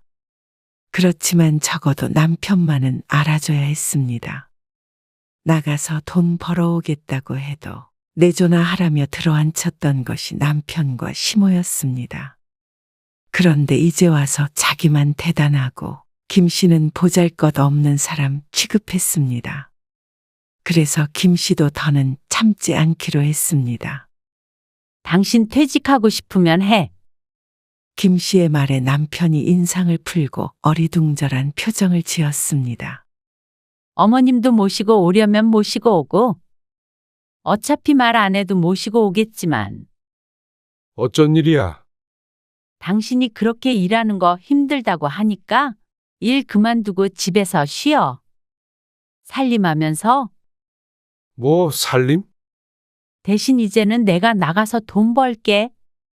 나가서 돈 벌어봐야 당신이 얼마나 힘들었는지 알 거 아니야. 안 그래?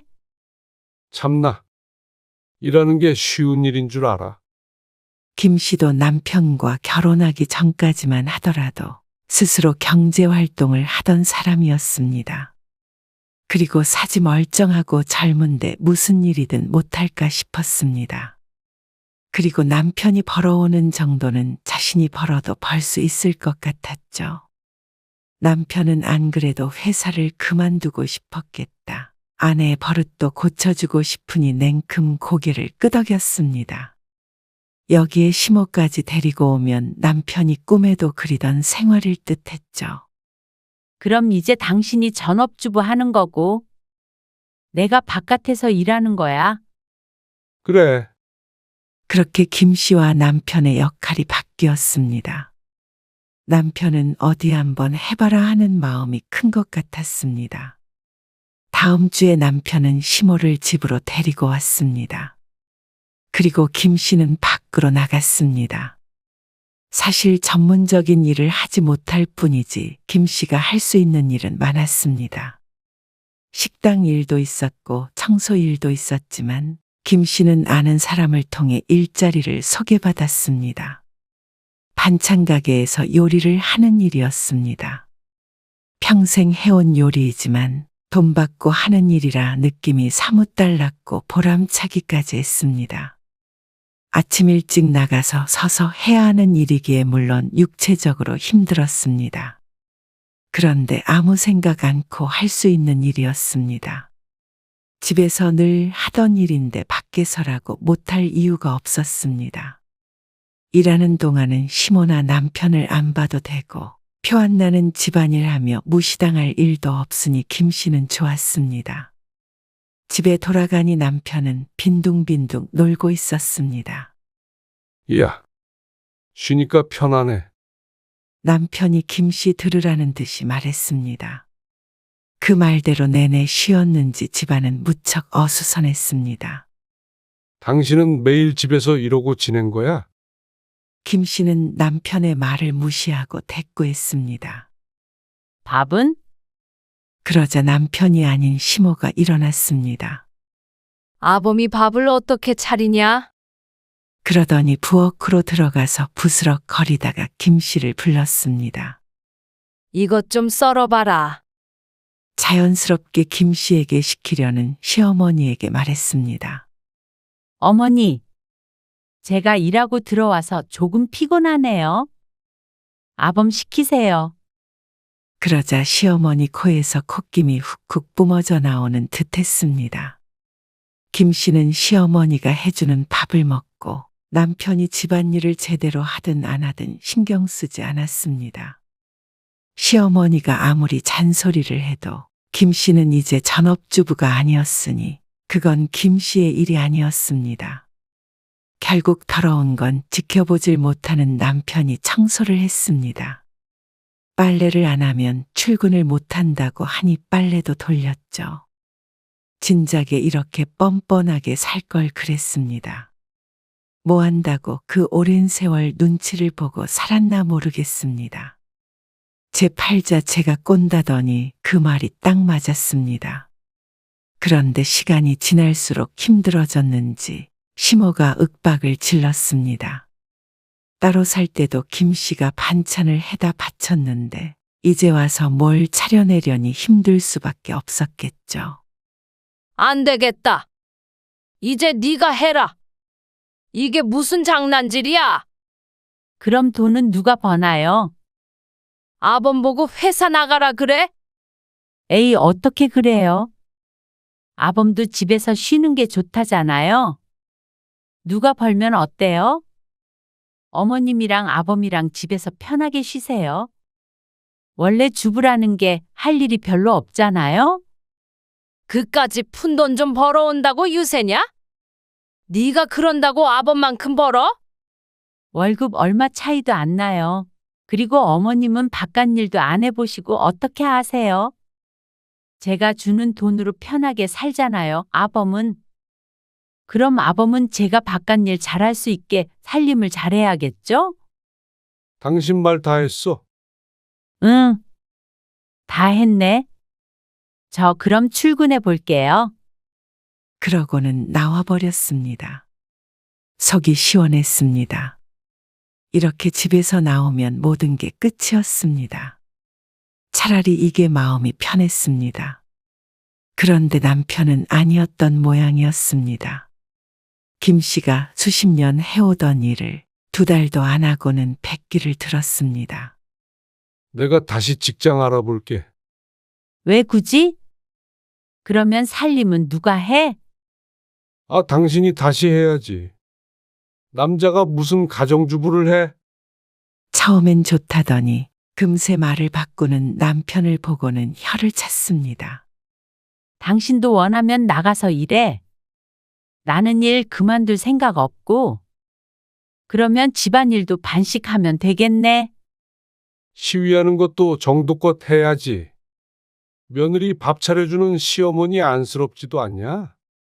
그러게. 아들 잘못 낳아서 80 넘어서 며느리 밥 차려주시니까 좀 슬프긴 하다. 뭐야? 사람이 왜 이렇게 못됐어? 우리 가족 평생 먹여 살린 남편한테 진짜 이래도 돼? 아니, 그래서 나머지 인생은 내가 먹여 살리겠다고 해도 그래? 어느 장단에 맞춰야 해? 당장 내 말대로 해. 어머니 요즘 편찮으시다고 하는데 더 이상 고생시키지 마. 참나? 당신도 징글징글하다. 이제는 시어머니 병수발 들라는 거야? 당신은 왜 이렇게 삐딱한 거야? 내 부모면 당신 부모나 마찬가지 아니야? 우리 엄마 돌아가시기 전에도 당신이 그렇게 했었나? 그러자 입을 다무는 남편에게 김 씨가 말했습니다. 나도 참을 만큼 참고 살았어. 당신이야말로 나 이렇게 대하면 안 되는 거야. 그렇게 부모가 안쓰러우면 나랑 살지 말고 어머님이랑 둘이 오붓하게 살아. 참나. 그러라면 내가 못 그럴 줄 알고? 당신이 나가 살아. 내가 왜? 당신이 어머님 집으로 들어가야지. 이 집은 내 몫이야. 재산이라고는 별로 되지도 않고 딱 집이 2개니까 가르고 말고 할 것도 없네. 아니, 그게 말이 돼? 금액이 다르잖아. 그 집의 대출이. 그 대출 당신이 사랑하는 어머니가 받아서 쓰신 거야. 그건 당신이 책임져야지. 그러자 할 말을 잃었는지 입만 뻐끔댔습니다. 짐 싸서 빨리 나가줘. 당연히 남편은 금방 나가지 않았습니다. 하지만 견디다 못한 시모가 집으로 먼저 돌아가 버렸습니다. 그러자 남편도 따라갈 수밖에 없었습니다. 그렇게 시모만 방치할 사람이 아니었으니 말이죠. 그리고 반년 뒤에 김 씨 부부는 이혼했습니다. 그 과정이 쉽지는 않았습니다. 집을 나간 지 얼마 되지도 않아서 남편이 김 씨에게 용서를 구했습니다. 나 혼자 어머니 모시고 돈도 벌고 집안 살림까지 다 어떻게 하냐. 어머니 자꾸 아프다고 그러시는데. 당신 어머니를 왜 나한테 그래? 아니, 부부가 뭐야. 그건 내가 묻고 싶은 말이야. 김 씨는 남편의 사과를 받아주지 않았습니다. 그동안 견뎌왔던 세월도 돌이키고 싶은 마음이었습니다. 하지만 그럴 수가 없으니 미래라도 바꿀 생각이었습니다.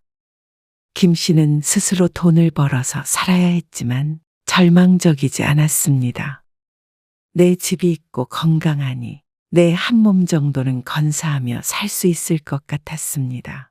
남편은 뒤늦게 후회에 눈물을 흘렸지만 김 씨의 마음을 돌릴 수는 없었습니다.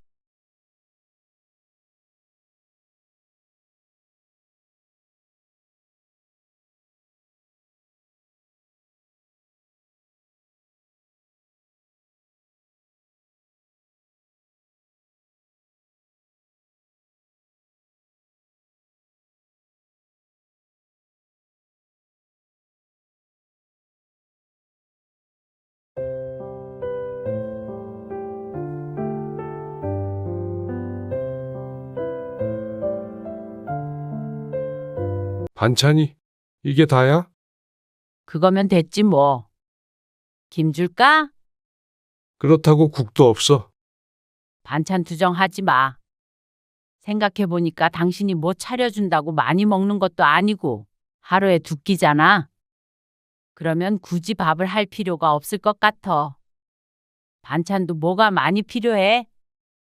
아무리 그래도 어떻게 어제 점심부터 오늘 저녁까지 이 메뉴야? 뭐가? 김치도 두 종류나 있네.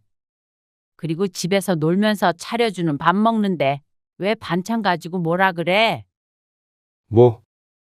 내가 집에서 놀아? 돈 안 벌어오면 노는 거지. 맨날 빈둥거리잖아. 오늘 이야기 속 주인공은 61세 손민중 씨입니다. 그리고 그의 아내에 관한 이야기입니다. 손 씨는 정년이 되기 몇 년 전에 조금 이르게 퇴직을 하게 되었습니다. 회사 사정 때문에 어쩔 수 없는 선택이었는데 그 때문에 손 씨와 아내의 사이는 크게 달라지게 되었죠. 손 씨는 회사에서 더 이상 버틸 수가 없기도 했고 어차피 얼마 남지 않은 정년이었기 때문에 일찍 나와서 천천히 다른 일을 알아봐도 나쁘지 않겠다 싶었습니다. 그런데 아내는 그런 손 씨를 기다려주지 않았습니다. 퇴직을 하고 나서부터 아내는 손 씨만 보면 한숨을 쉬었습니다. 이대로 다시 취업이 되지 않는다면 어쩌나 걱정을 하는 마음은 알겠지만 아내는 손 씨를 일도 안 하고 집에서 빈둥대는 백수 취급을 했습니다.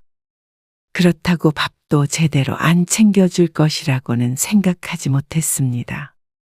아침은 먹지 않기로 약속까지 받아내면서 차려준 밥은 햇반과 김치, 거기에 밑반찬 조금이 전부였습니다. 안 그래도 퇴직 후 떨어지던 자존감이 아내 때문에 곤두박질 치는 기분이었습니다.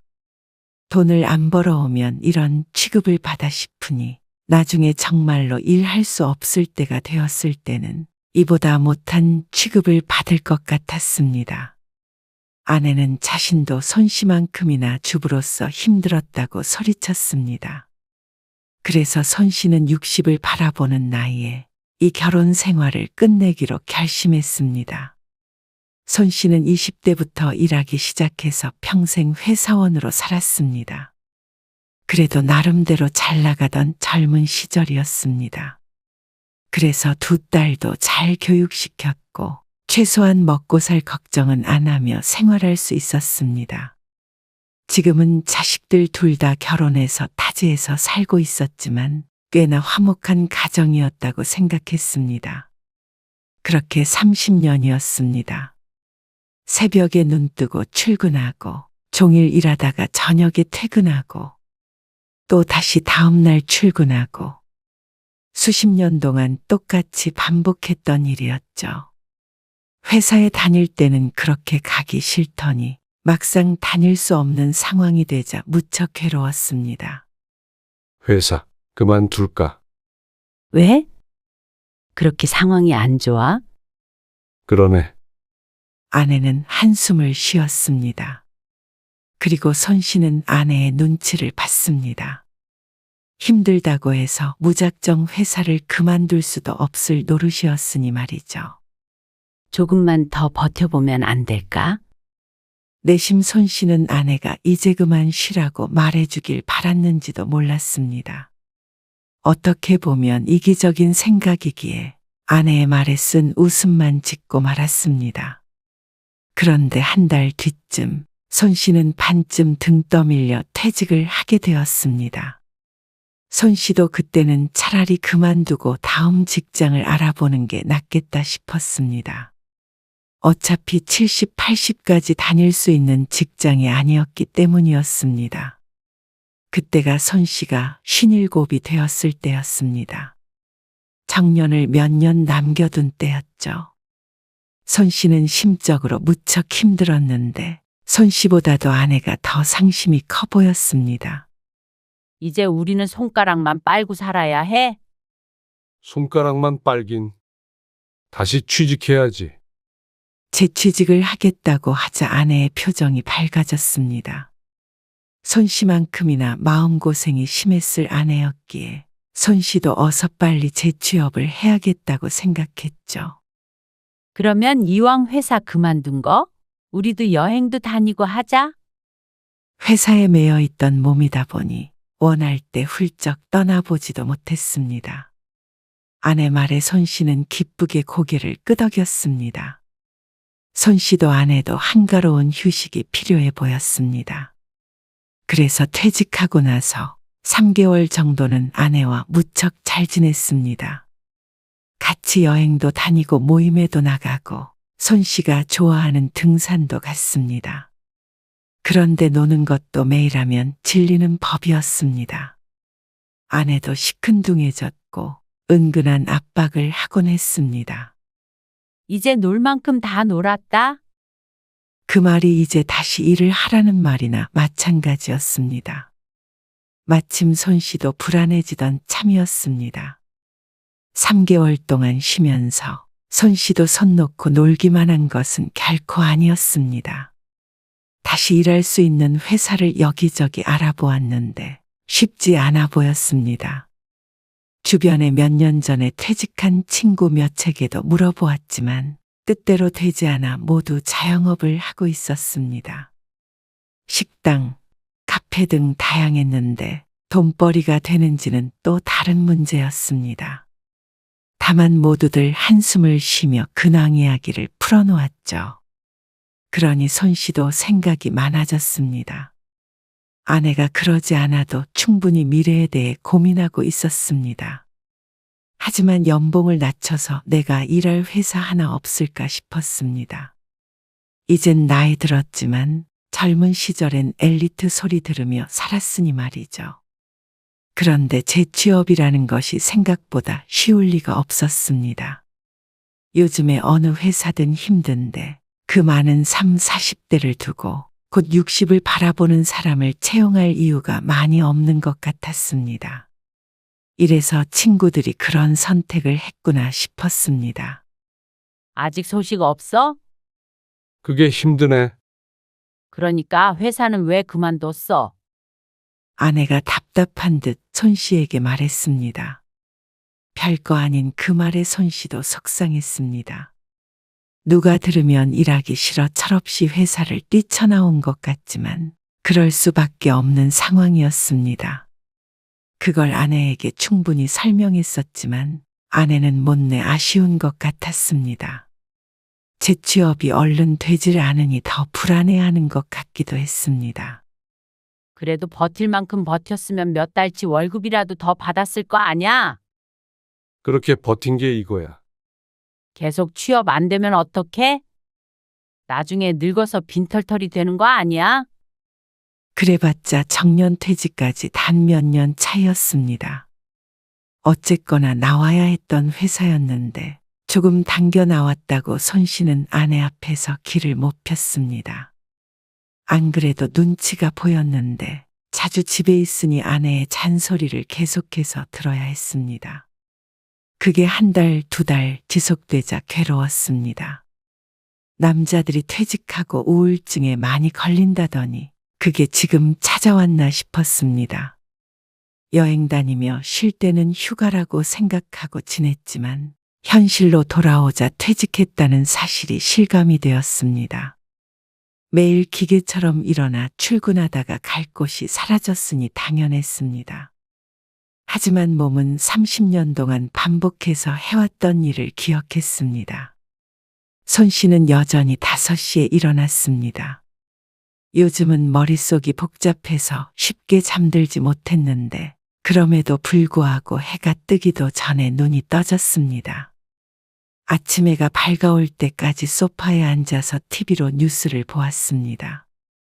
소리는 개미만하게 겨우 들리는 수준으로 켜놓고 딴 생각을 하고 있었죠. 뭐야? 또 벌써 일어났어? 갑자기 눈이 떠졌어. 하여간 대단해. 아내는 하품을 하며 시계를 힐끔 쳐다보았습니다. 벌써 9시 반이 넘어가고 있었습니다. 오늘 어디 안 나가? 아니, 오늘은 나갈 일 없어. 근데 요즘 안색이 왜 그렇게 안 좋아? 그냥 울적하고 그러네. 왜? 이제 인생 절반 조금 넘게 살았는데 뭔가 쓸모가 없어진 기분이 들잖아. 이렇게 사는 게 맞는 건가 싶고 꼭 재취업을 해야 하는 건가 생각이 들 때도 있어. 다른 일을 해도 되고 그게 안 되면 덜 쓰면서 살아도 되는 것 같기도 하고. 건물도 몇 채씩 있고 그랬으면 참 좋았겠지만 없으니 거기에 맞춰서 노후를 살아가면 되지 않을까 싶었습니다. 아끼면 충분히 살아갈 정도는 모아뒀다고 생각했습니다. 그리고 퇴직금도 있었기에 꼭 회사가 아니더라도 다른 선택지도 많은 것 같았습니다. 그러자 아내는 정색을 하며 말했습니다. 배부른 소리 하지 마. 사람이 쓰던 대로 쓰지. 어떻게 살림살이를 줄여? 그리고 퇴직금 잘못 건드렸다가 쪽박찬 사람들 못 봤어? 아직 일할 수 있는데 왜 안 해?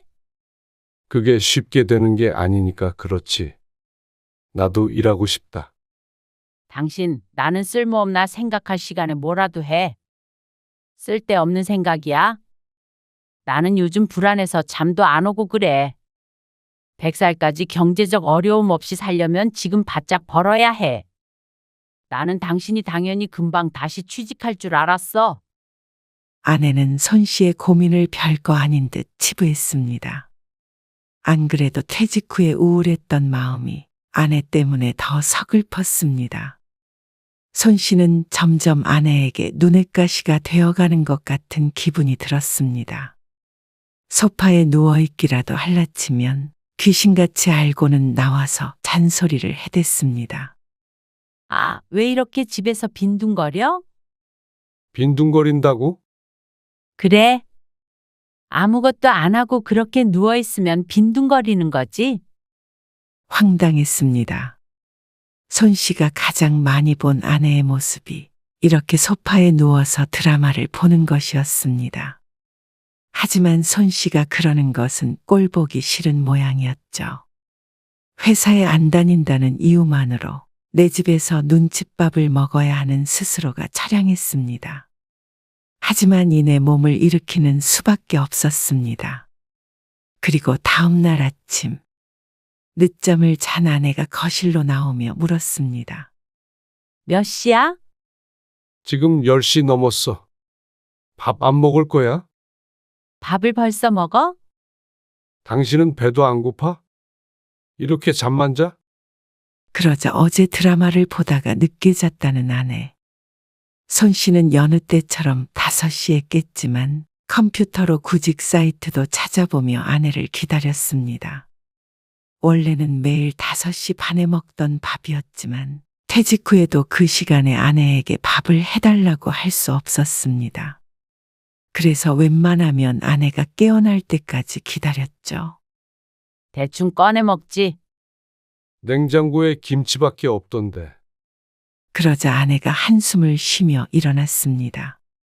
손 씨도 요리에 재주가 있었더라면 굳이 아내에게 밥을 달라는 말도 안 했을 것이었습니다. 요즘에는 남자들 퇴직하고 다 요리학원 다닌대. 당신도 집에서 빈둥거릴 바에는 그런 데라도 다녀. 또다시 들은 빈둥거린다는 말이었습니다. 손 씨는 잠시 멈칫했지만 계속 집에 있을 거면 뭐라도 배워봐야겠다 싶긴 했습니다.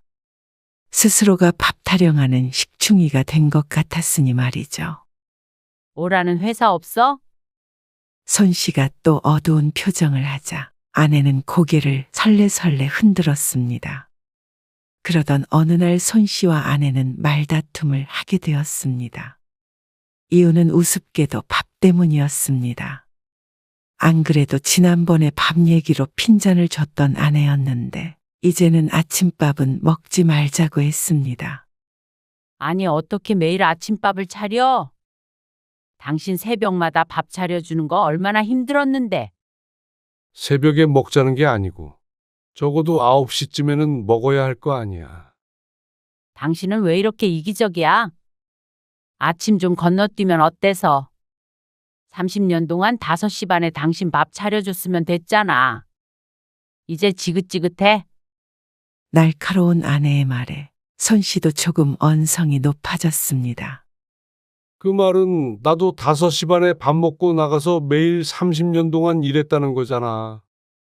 우리 가족 먹여 살리려고. 당신 지금은 퇴직했잖아.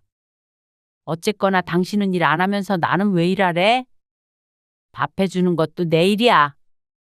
전업주부 무시하지 마. 누가 언제 무시를 했다고 그래. 밥하는 건 내가 잘 못하니까 그렇지.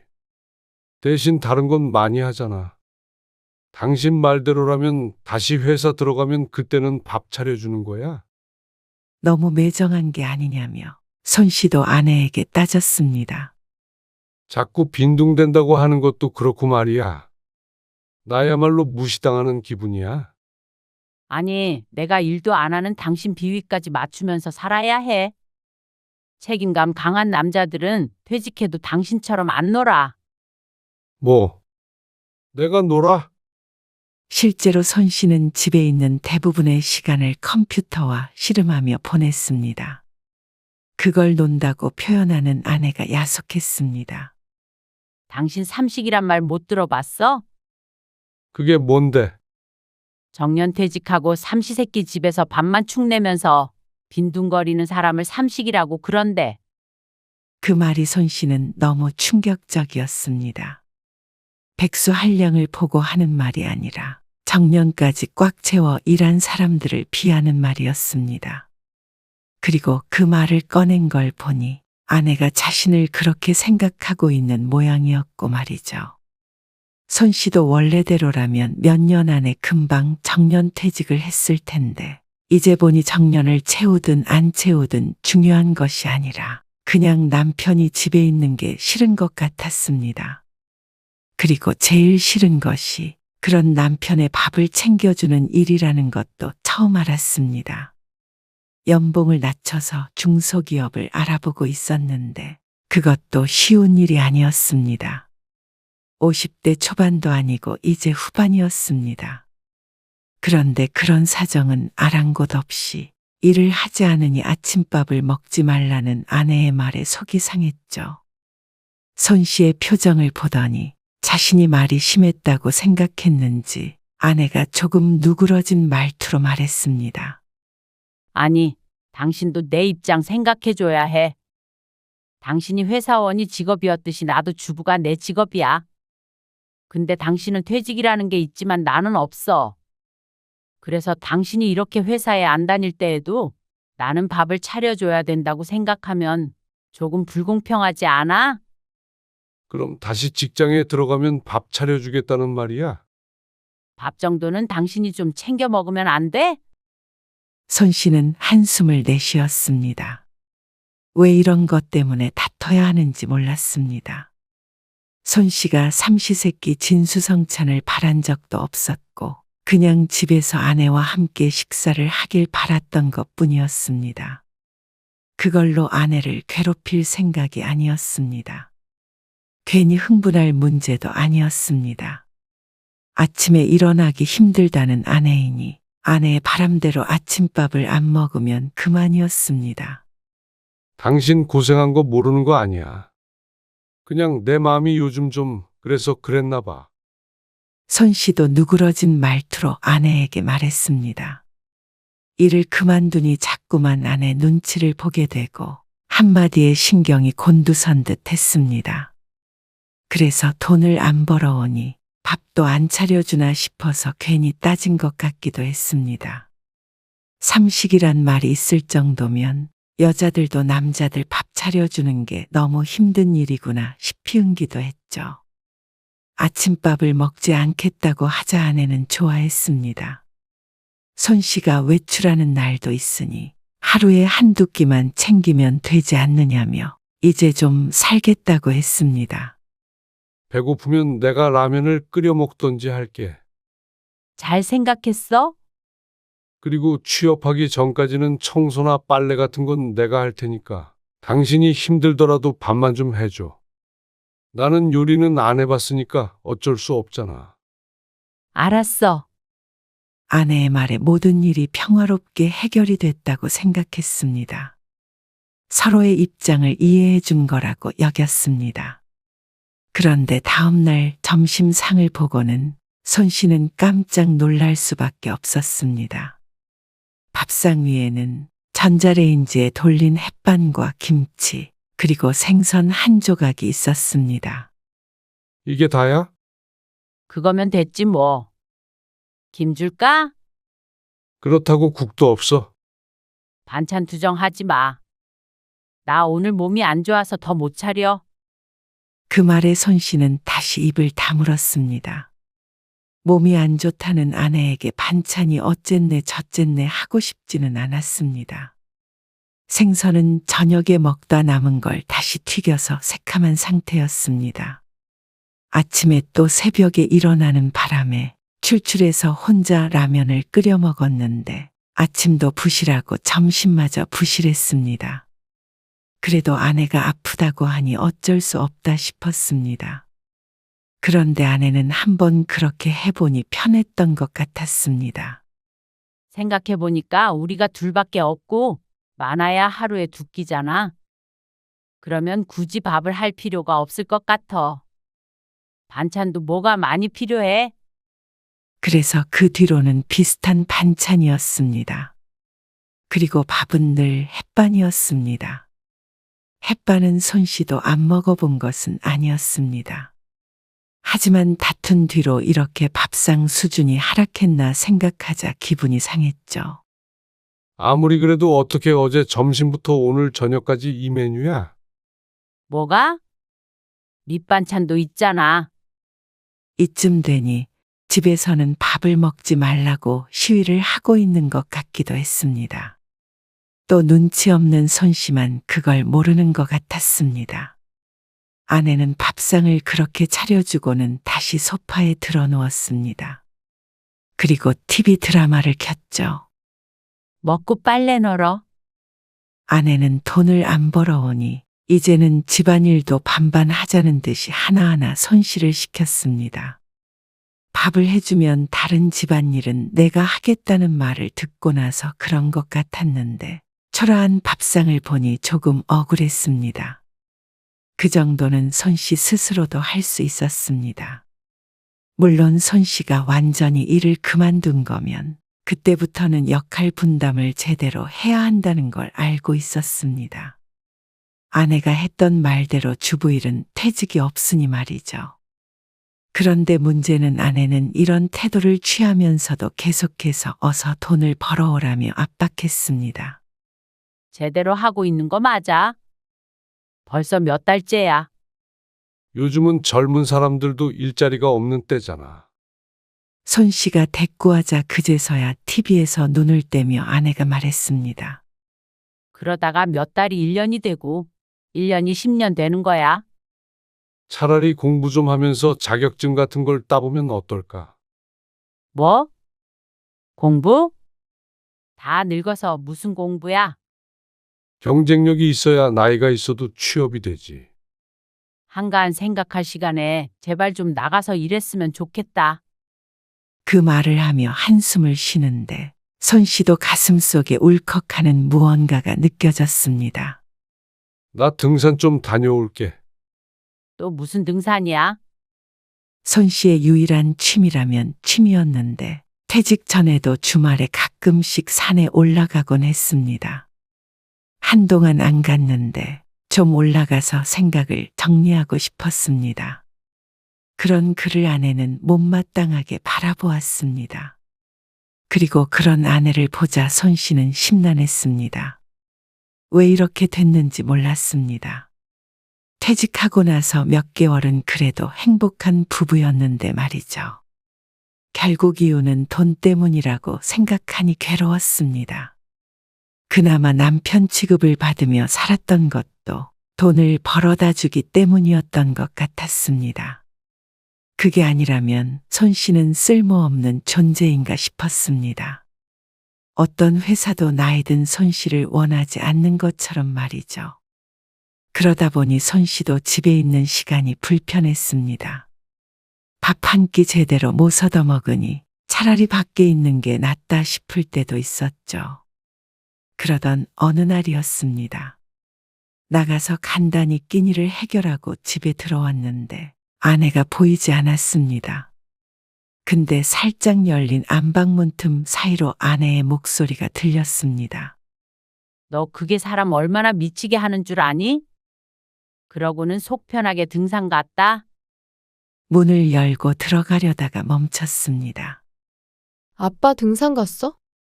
딸의 목소리도 들리는 게 스피커폰으로 해놓고 뭔가를 하고 있는 모양이었습니다. 그래? 내가 보기엔 일하기 싫어서 회사 나온 거야. 네 아빠? 설마 그럴 리가 있어? 안 그러면 왜 맨날 집에서 밥 타령이야? 밥 해주기 싫어 죽겠다 얘.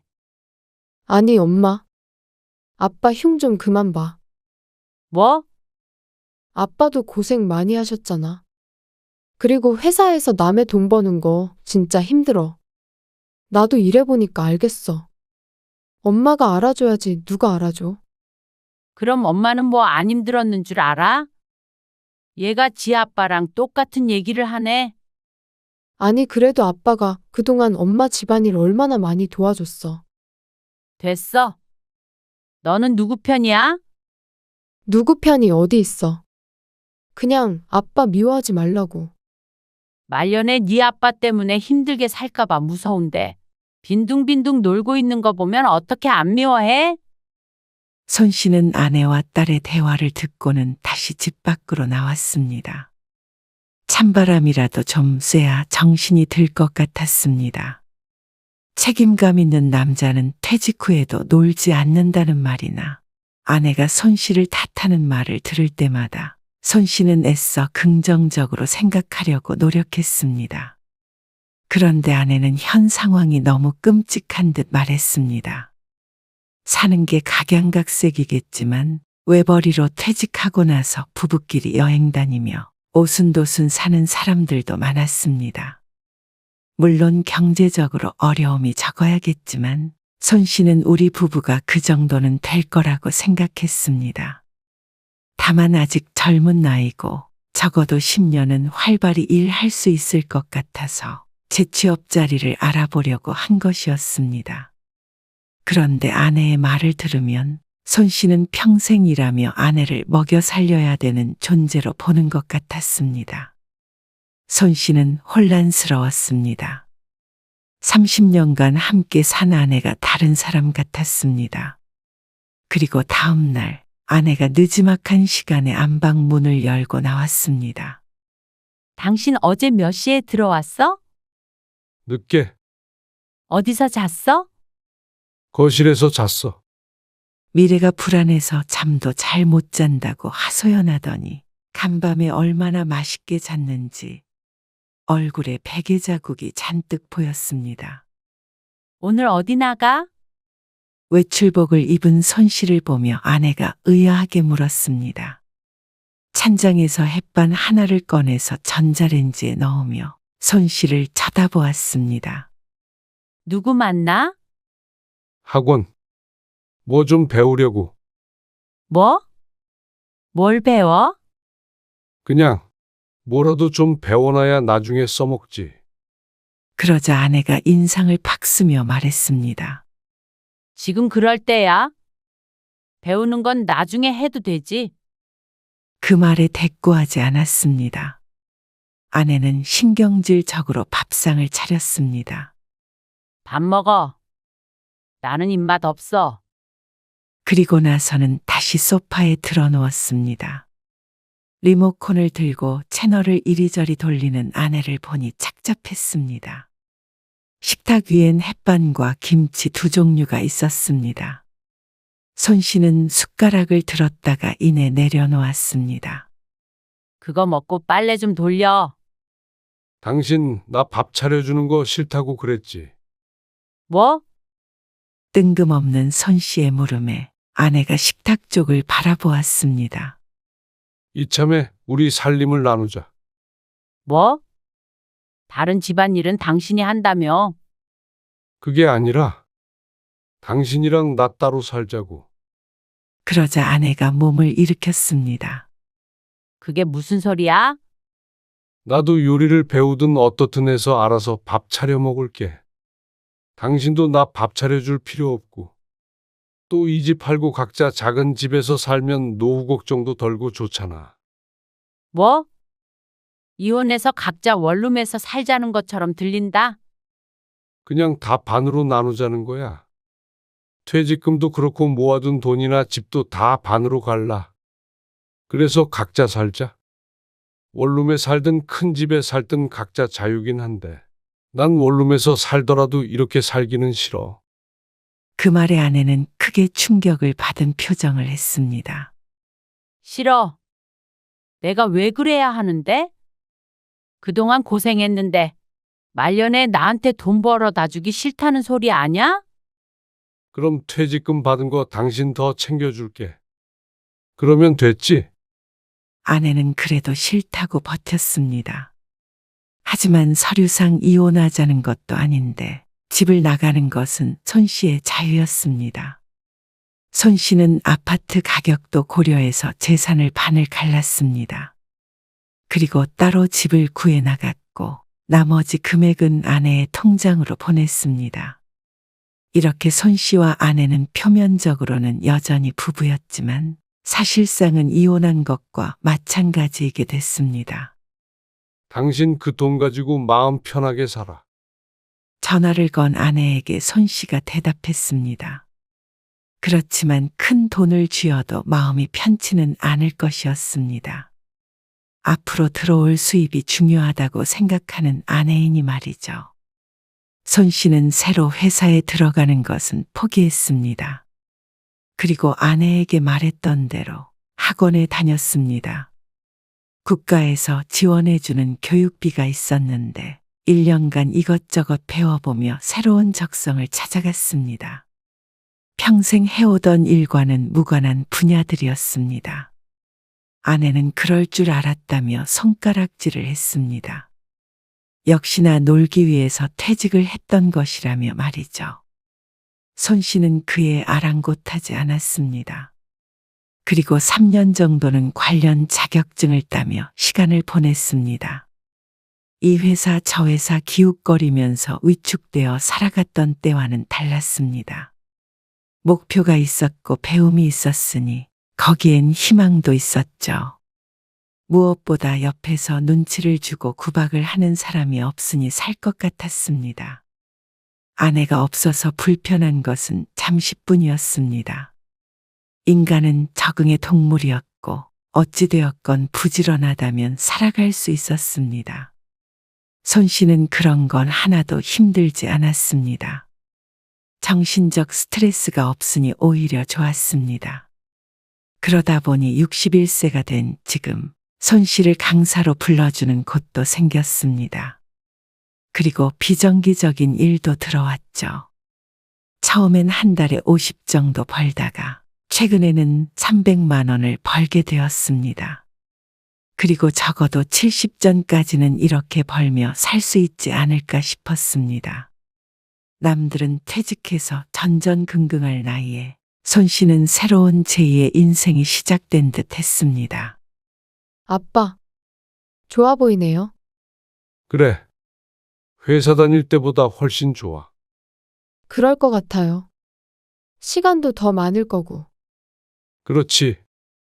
아무튼 잘 지내고 있으니까 걱정 마. 손 씨는 딸들과는 종종 만났습니다. 그리고 아내는 한 번도 보지 않았습니다. 그런데 그런 소식을 들었는지 큰딸을 만난 며칠 뒤에 오랜만에 아내에게서 전화가 왔습니다. 이제 자리 좀 잡았으면 이만 집으로 다시 돌아와. 당연하다는 듯한 아내의 말에 손 씨는 쓴웃음을 지었습니다. 손 씨가 어떤 마음으로 집을 나왔는지는 아직도 모르는 듯 했습니다. 애초에 재산을 나눌 때 아내를 많이 주었던 것도 이제 다시는 같이 살지 않을 거라는 결심 때문이었습니다. 다시 일하니까 밥 해줄 마음이 생겼어. 왜 비꼬고 그래? 그거 몇 년 기다려줄 수는 없었어. 그러자 아내는 할 말을 잃었습니다. 함께 자식을 키우며 같은 길을 걸어왔지만 이제는 헤어져야 할 때라고 생각했습니다. 서로가 서로를 존중하지 않으면 더 이상은 부부의 의미가 없었습니다. 적어도 손 씨는 그렇게 생각했습니다. 앞으로 그런 취급을 받으며 또다시 그렇게 살 마음은 전혀 없었습니다. 이제 손 씨는 스스로 모든 걸 했습니다.